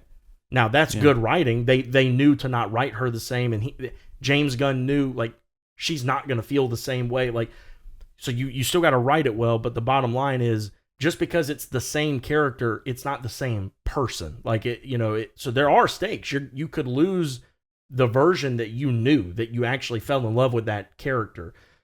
We could see a whole other Tom Holland Spider-Man. He might not be one that we like. I mean, he could act completely different, which is where you need talented actors also to, like, be able to portray perhaps a same character a different way. And that's, it gets complicated. And that's my point, is like in the comics, it's as easy as, well, we'll draw them a little different. Okay, they have a little different costume. Yeah. Okay, well, in my head, I can read it differently. On a movie, you have to write it differently, dress them differently. They might have to move differently. The actors might have to speak a little differently. Like, we need ways to know, well, this isn't the Doctor Strange or the whatever. And they might just get different actors for each one. I don't know. They got the money to do it if they want. But, like, I need to see things that we've seen before, like Nick Cage Ghost Rider. I need him to pop up. That would be crazy. And then I also need Tom Cruise Iron Man, who was just a rumor. I need that. I need everything in order for me to walk away from Secret Wars being like, yeah, that was everything it should have been. That was everything it could have been, was in that movie. And to me, that will equal a successful, like, they stuck the landing. If it's not that, because I walked out of Doctor Strange 2 being like, they left so much on the table. Yeah, okay, they gave us John Krasinski, Reed Richards. I don't care. I mean, especially since he's not actually going to I was going to say, first of all, I didn't want him as a cameo. I wanted him to be my Reed Richards, like in the Fantastic Four. So you already bummed me out with that. Yeah. And then on top of that, like, that was all? Like, that's all we get? Dude, they were in the multiverse. There was so much we could have said. You could have done a whole section of that movie where they're, like, animated. And it would have made sense because it's a universe. I was actually going to say they should bring Miles Morales from the Into the Spider-Verse. I'm telling, like, there's so much they can do, and the Beyond the Spider-Verse movie kind of touched a little more on like what I think it should be, like how they had Donald Glover in there dressed as the Prowler in one of the cages, and then they had like the Spider-Man from the PS4 game in there. They had the Spot open up the thing and peek his head, and he's in the Venom movie like universe talking to Miss Chang or whatever. From all of that, I was like, okay. The Lego Bugle building and everything, I was like, okay. This is what I want to see. Some unique perspective shifts. I want to see some character. Like that's what I want. I want things that have and have not ever existed. Things that I never thought of. I never would have thought, oh crap. Like, yeah, they hinted at it in Homecoming, like Donald Glover, the Prowler. Okay, I want to see stuff like that. That's what it would take for me for Secret Wars. And like I said, honestly, that's something I might start working on, like a little thing, and get it written out or printed out or something, and talk to you about how I think it should be broken down. Just as like an episode one day, but probably wait till we get closer to that, because first of all, it would take some time, but second of all, it feels like a little preemptive. I don't even think we have we haven't even seen Fantastic Four yet. Yeah. The bottom line is Robert Downey, it was a bold move to get him to be Doctor Doom. I mean, I wish I could explain to you in a way that you would understand from like a comic reader's perspective how important of a character Doctor Doom is to like all of Marvel, not just the Fantastic, like all of Marvel, and especially in Secret Wars. He's like the guy. I mean, even in like the 80s version, the Beyonder like sets it all off, but by the end of it, Doctor Doom is like usurped him and like taken over, and now he's running Battleworld. The 2015 version, which is probably what they're going to pull more from, he just is the guy. Like, I don't even think the Beyonder is a thing. He's just God Emperor Doom, and he just creates Battleworld, and he's like, boom, go fight. I mean, like, he's the dude. To go with the original face of your franchise and recast him as the bad, like, not a bad guy, the bad guy, it's either going to be looked at by the end as one of the most brilliant things they've ever done, or the moment where this all started going bad. I promise you, by the end of it, it'll be one of the two. You know, every time I start to feel like I'm getting burnt out on MCU and I'm just getting a little tired of this superhero movies, I have a chat with you. And I start thinking, wow, I'm interested now. Like, you raised the stakes so high. It's like, geez, the whole franchise hinges on this Avengers secret. When, like, I've seen a few hints at stuff online too, where I'm like, this sounds pretty interesting. And then, they like I don't want to hype it up too much. They very mildly allude to Daredevil being in the MCU, but in ways they didn't in the original show. But also, it's just enough to make you be like, oh boy, is something going to happen in this show that I really want to happen? Which probably it won't. And then I'm going to be like... No, I mean, we should see Daredevil and like Punisher and Elektra. We should see all of it. All these things should happen in Secret Wars. Dude, Ben Affleck's Daredevil should have to fight Matt Murdock's. He should show up. Yeah. Like, if we got Jennifer Gardner's Elektra in Deadpool and Wolverine, we need Ben Affleck. What? I didn't see the movie. Oh my God, I am so sorry. I thought you saw it. No, it's okay. I'm not gonna see it. Oh, okay. But so I've just looked up. I've already looked up a whole bunch of spoilers. Okay. So you're not spoiling anything for me. I didn't realize she showed up. Yeah, that's awesome. He's in the Void, and when they're like at their low point, they form a little team. They get basically him and Wolverine fight, and they fight to. I mean, they can't die, so they fight to a point where they're just both like basically knocked out from like exhaustion. And all of a sudden, the car that they were fighting in like starts driving away as they're passing out. You're like, who the heck is driving the car? Turns out it's X-23 from Logan, the girl, his clone or whatever. She drives them to this cave, and they form a team with her, Wesley Snipes' Blade. Oh, wow. Jennifer Gardner's Elektra, Channing Tatum. Yeah, I knew about him. Gambit. Oh boy, I'm finna make a name for myself. Oh, I'm finna make a name for myself in here. Yeah, all of them, and I want to say there was another one, but I can't remember. But yeah, all of them, they all form a team and go storm the like bad lady's place. Yeah, they go do that, and then I mean it was cool, and see that's my point. Stuff like that, and like taking advantage of like the audience expecting. So I know you say you haven't seen it, you're not going to, but you know that Chris Evans, the Human Torch, shows up in it. Have you seen the scene? I saw a scene where he's like in cuffs or something in like a trailer. They're driving down a road, and it's kind of funny. And then I saw a scene where he died. Yeah, not that. So what happens is when him and when Deadpool and Wolverine first show up in the Void, they're like fighting. Pretty much just a theme through the movie. They hate each other, but I mean that's how it is in the comics. Like Wolverine cannot stand Deadpool because he's so the straight guy, like serious, angry, and Deadpool's like a complete idiot who won't shut up. So like they're always at odds. And this movie did a really good job of displaying that, but still having some heart in it. But they get in this like massive fight, in one of the coolest set pieces. You're in the Void from Loki's show, and like. The freaking Fox Century logo is staged up behind them in the Void because Fox doesn't like exist anymore. I mean, it's just brilliant stuff.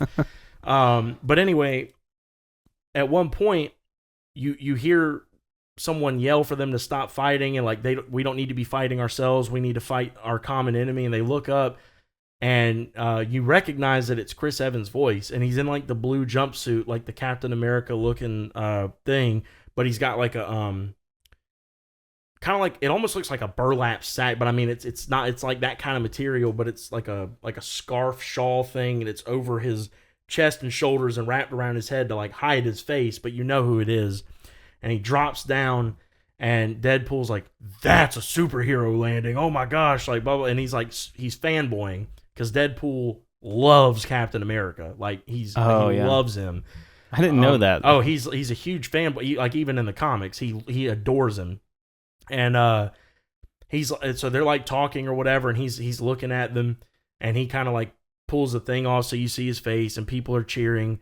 And then the bad guys start showing up, and he's like, oh yeah, you know, we're gonna have to stand together, and then I'll tell you more or whatever.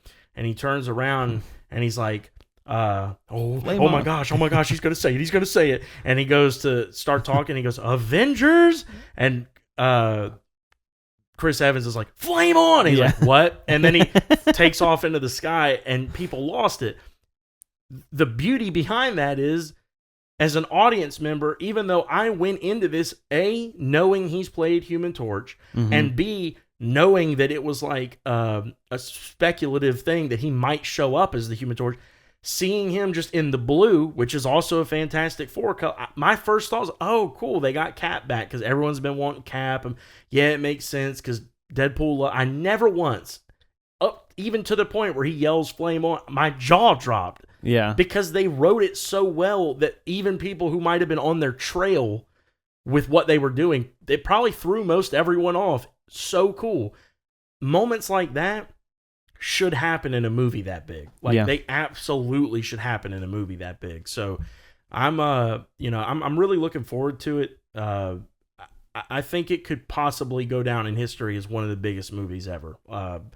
I think it could also go down in history as like, God, remember when Marvel almost did the thing. Like, remember when they pulled the Gamecocks? Yeah, they got so close. But yeah, I mean, you know, I can't take anything away from them.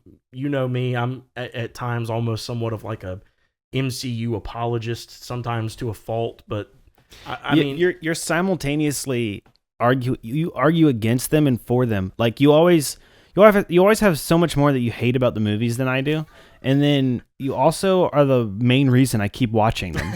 It's really weird because like Endgame, for instance, like I came out of that, I was like, that was cool, and then I talked to you about it, and I'm like, dude, you make all these points that make me feel like it sucks, and then but then like you were talking to me about Cap 4, and like Yeah. Like one of your biggest things was like, I just don't think he should have been Cap. I think Bucky should have been. And I was like, well, here's all the reasons that wouldn't have worked. Well, no. I didn't say that. I thought that. Oh, you were saying it was what someone online said. That's what a lot of people online said. I hear that all the time. It's like Bucky should have been Cap, and I was like, yeah, but I get why he chose Falcon. I think they both would have worked. I mean, I love Bucky to death, but I'm very interested to see Thunderbolts though. Like, especially after he popped up in Cap 4. As like a congressman? Yeah, I'm like super intrigued to know how he goes from that to getting tied in with that BS. Like that sounds really cool.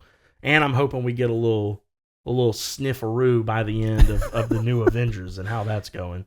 Yeah, I'm really all the stuff you're telling me about Secret Wars has got me very intrigued, and I'm like wanting to see. That's one of the reasons I'm like itching to see more of this Daredevil show, because I'm really hoping, like they've made some really tiny hints that if they don't like do anything else with them, it won't change the integrity of the show, but it's just enough to where now I'm like, are you going to bring someone into this show that I really want you to bring into, or are you going to do something like this? Or so yeah, we'll see what happens. I think that's maybe what one of our main topics should be the next time we meet up, is like talking about which should be next week if you're free. That's one I'll be able to do. So I will make sure to watch what has been released up to that point, and there'll be a new episode by the time.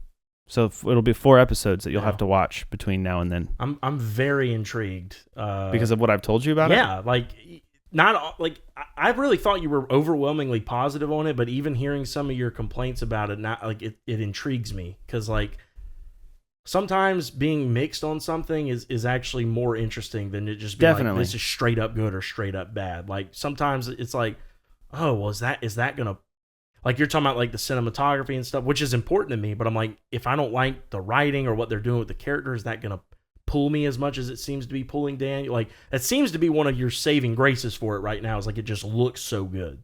No. The writing is mixed too. It's like I said, it's like at the end of every episode so far, there has been a twist or something that happens where my jaw's on the floor, and I'm like, whoa, I can't believe they did that. I want to ask you a question, but I feel like I know what you're gonna say. Well, let me finish this thought, and then I'll let you ask the question, and then we probably have to wrap up after that. But I didn't bring any wrapping paper. Dang it. Anyways, lame joke. Moving on.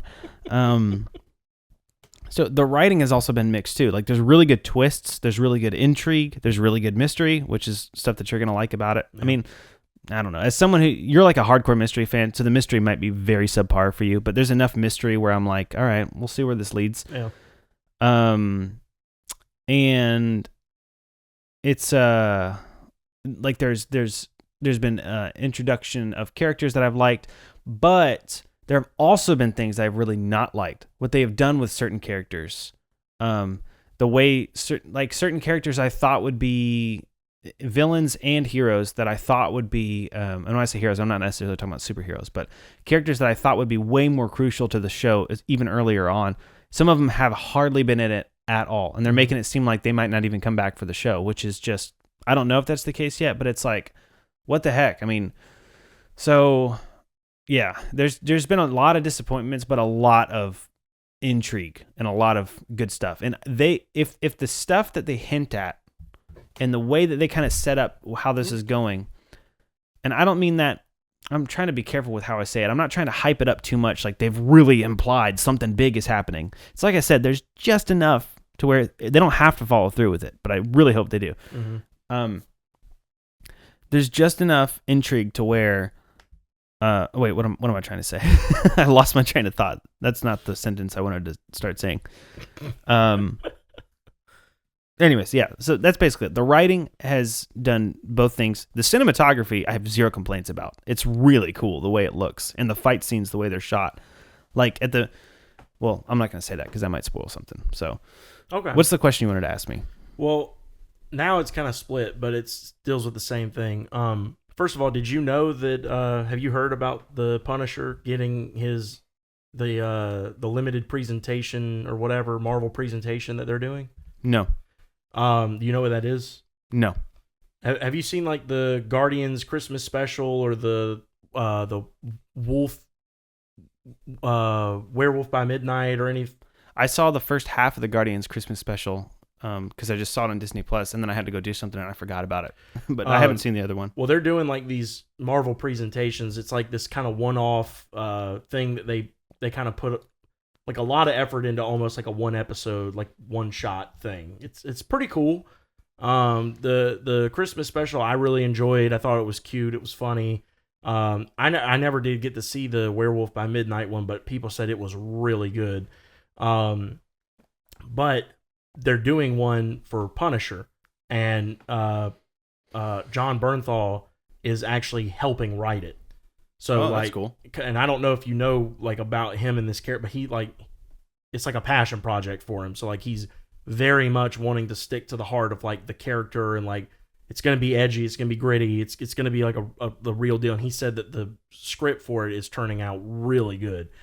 So I didn't know if you knew about that, because I know we both have an appreciation for the Punisher character. I'm really excited about that. Aside from that, I'm going to ask you this: if it delves too much into spoileriness, okay, you can just tell me. We'll talk about it later. But what's the deal with like? How do you feel about the cops having the Punisher skull tattooed on their necks in the show? Well, shoot, man, you like, how do you know about that? I feel like you just spoiled it for a lot of. Is that already online? Like, it's common knowledge if you haven't seen the show? I mean, well, first of all, for most people, I'm late to the view. Like, most people who are going to watch it have seen it. That's fair. That's why the images are circulate. Like, there's conversations about it online. Well, I can't really say how I feel about it because I might spoil something. Okay. Well, but I'll say when they first popped up, I was super intrigued. I was like, what? So here's my guess. I'm trying to figure out if I can say this without spoiling anything. Well, if you're unsure, I'd rather just wait till next week. We'll talk about it. Yeah, I'm not sure. We'll talk about it next week. Okay. Yeah. We might just cut that part out. No, we don't. It's fine. Y'all can suck it up. I'm Okay. just kidding. Yeah, I mean it's not like we have millions of people watching. I mean, that's true. That's yeah. fair.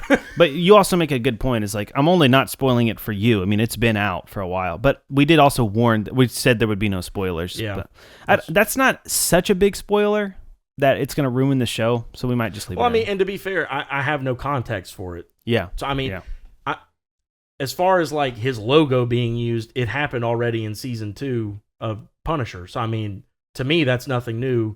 Other than that, I mean, so yeah, I guess there's more to it that I just don't understand, and that's where we start with getting into spoiler territory. So, all right. Well, that was a great episode. Yeah, I thought that was pretty chill and cash. Yeah. Well, you just ruined it with those abbreviations, but chill is not an abbreviation. Cash, though. Cash, yeah, like cash. So anyway. No, that was good. We talked about, our movie theaters dead? Or dying. Will we even see movie theaters? We talked about little Daredevil. Gamecocks. Little Gamecocks. We actually did talk about football. I'm going to start making that a segment because in the fall, y'all are going to hate me. I'm going to be... Yeah. I am too, because I want to talk about screen stuff. It's Screenwoven, okay? They're on a screen. That's a really good rebuttal. No further questions, Your Honor. We talked little Secret Wars. Yeah. The one thing we didn't talk about was the thing I said we would talk about at the beginning, which is that's the movies true. we're anticipating going into. All right, let's really quickly list them. Oh, I have a list. We can't talk about them. Just pop them off. Okay. Because we're out of time. I mean, you got your obvious, your Fantastic Four, yeah. Superman, yeah, Thunderbolts. Yeah. Personally, I know how you feel about these. I'm actually I'm open-minded, optimistic to see the How to Train Your Dragon live action movie and the Lilo and Stitch live action. Yeah. The first trailer came out, I think, yesterday, and it looked really cute. The thing I've hated about these live action reboots is they take all the heart and soul out of them. Like the Lion King one was like so colorless and joyless, and the music was gone. I'm like, what is this? Isn't even Lion King. Call it something else. But the Lilo and Stitch, they were playing the Elvis song in the trailer, and he looks awesome. They actually made him like blue, and he pops out. I'm like, okay, I can give that a shot. And How to Train Your Dragon, if you've never seen those, you're sleeping because those are good. Those are movies. fantastic movies. Wake Up Dead Man. Okay. You know that? No. The new Knives Out. Oh. Yeah. Really? When's that coming out? No official date, but it is supposed to be this year. Dude, we'll have to go see that together. If it's in theaters. Oh, that's true. But we can still see it together. Yeah. This one I'm not quite as optimistic about because I didn't like the second one, but I loved the first one, so I'm still going to watch Now You See Me 3.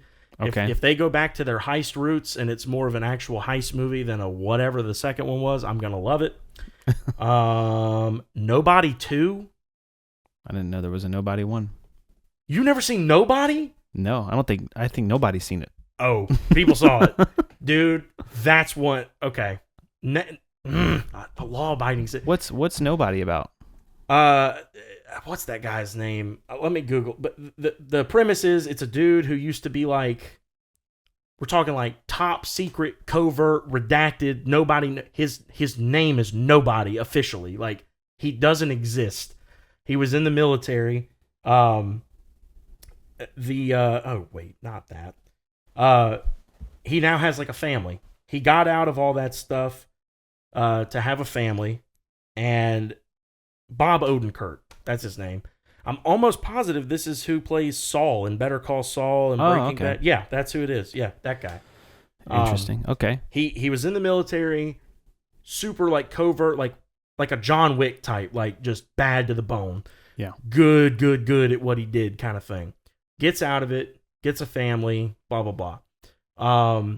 And now like his whole family thinks he's like a loser.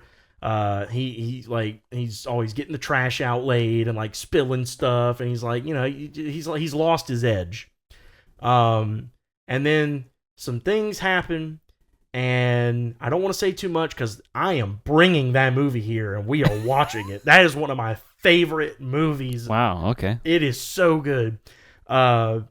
He kind of gets wrapped back up in that lifestyle a little bit, and it's dude, I'm telling you, you will like that movie. All right. Yeah. You've sold me. You will like that movie. Was that the end of your list? Well, yeah, I think so. Nobody. I only have one that I'm. Yeah, I think that's all of them. Okay. I just have one. Karate Kid Legends. I am so stoked for that movie. We did see a trailer for that last night. That really, maybe it was just, again, theaters, man. There's something about theaters, but hearing it on those the big drums and stuff and the score and seeing it on that level, I was like, yeah, that looked pretty good. It looks so good. Looked pretty good. One of the reasons is because Cobra Kai, the last season came out. We finally finished it, and it is the most satisfying ending to anything, any TV show. I'm not going to say any film too, because Lord of the Rings was pretty satisfying. But at least I've seen that. The way everything that I could have possibly dreamed of as far as what the characters accomplished, what they went through, their arc, their complete story, it made even all of the characters that I thought were annoying and teen drama, it made me love them. I was like, I'm just sold. It was such a good ending. You're gonna make me watch Cobra Kai, dude. Cobra Kai is so good, but you don't have to, but you should watch the first 3 original Karate Kid movies. Oh, come on, I've seen those. Oh, you've seen those? Okay, classics. Dude, the Cobra Kai puts such a spin on that whole universe that was just like so good. The way I'm not gonna say anything because I'm gonna spoil it, but the ending was like so good. It was so good. Okay. It wasn't like this like epic like conclusion of the Lord of the Rings thing where it's like this huge epic battle. It was just the characters they all finished their journey well. Yeah. In such a way that I loved every single one of them. Yeah. Okay. I might have to check that out. Dude, so good. I need you to watch Severance. I can't access it. I don't have Apple TV and I'm broke. So if we get enough viewers, we'll set up a Patreon just so I can watch Severance. I mean, I could log into it here, but there'd have to be I think they've cracked down on account sharing too. So I'd have to be here every time we watch it. But if we could ever find time to hey, we're gonna watch half a season, 3 or 4. I think 4 episodes is half a season. knock them out and then review first half of season 1, then review back half of season 1, stuff like that, I would love to converse with you in depth about the world of Severance. Okay. Anywho. Okay. But yeah, that's another good one to add to the list. I think we're gonna have a good few to kind of spread out throughout the year and go watch together. Is that one you want to watch together, Karate Kid? Only if you've seen Cobra Kai. But I don't know if you're gonna have time because that's 6 seasons. Does it tie in that much? I didn't know that. I mean, I know you're gonna have to see. You're gonna have to see Daniel LaRusso's character arc to understand how he's gonna be in this movie. From my prediction, okay, because he's not the same character that came out of Karate Kid 3.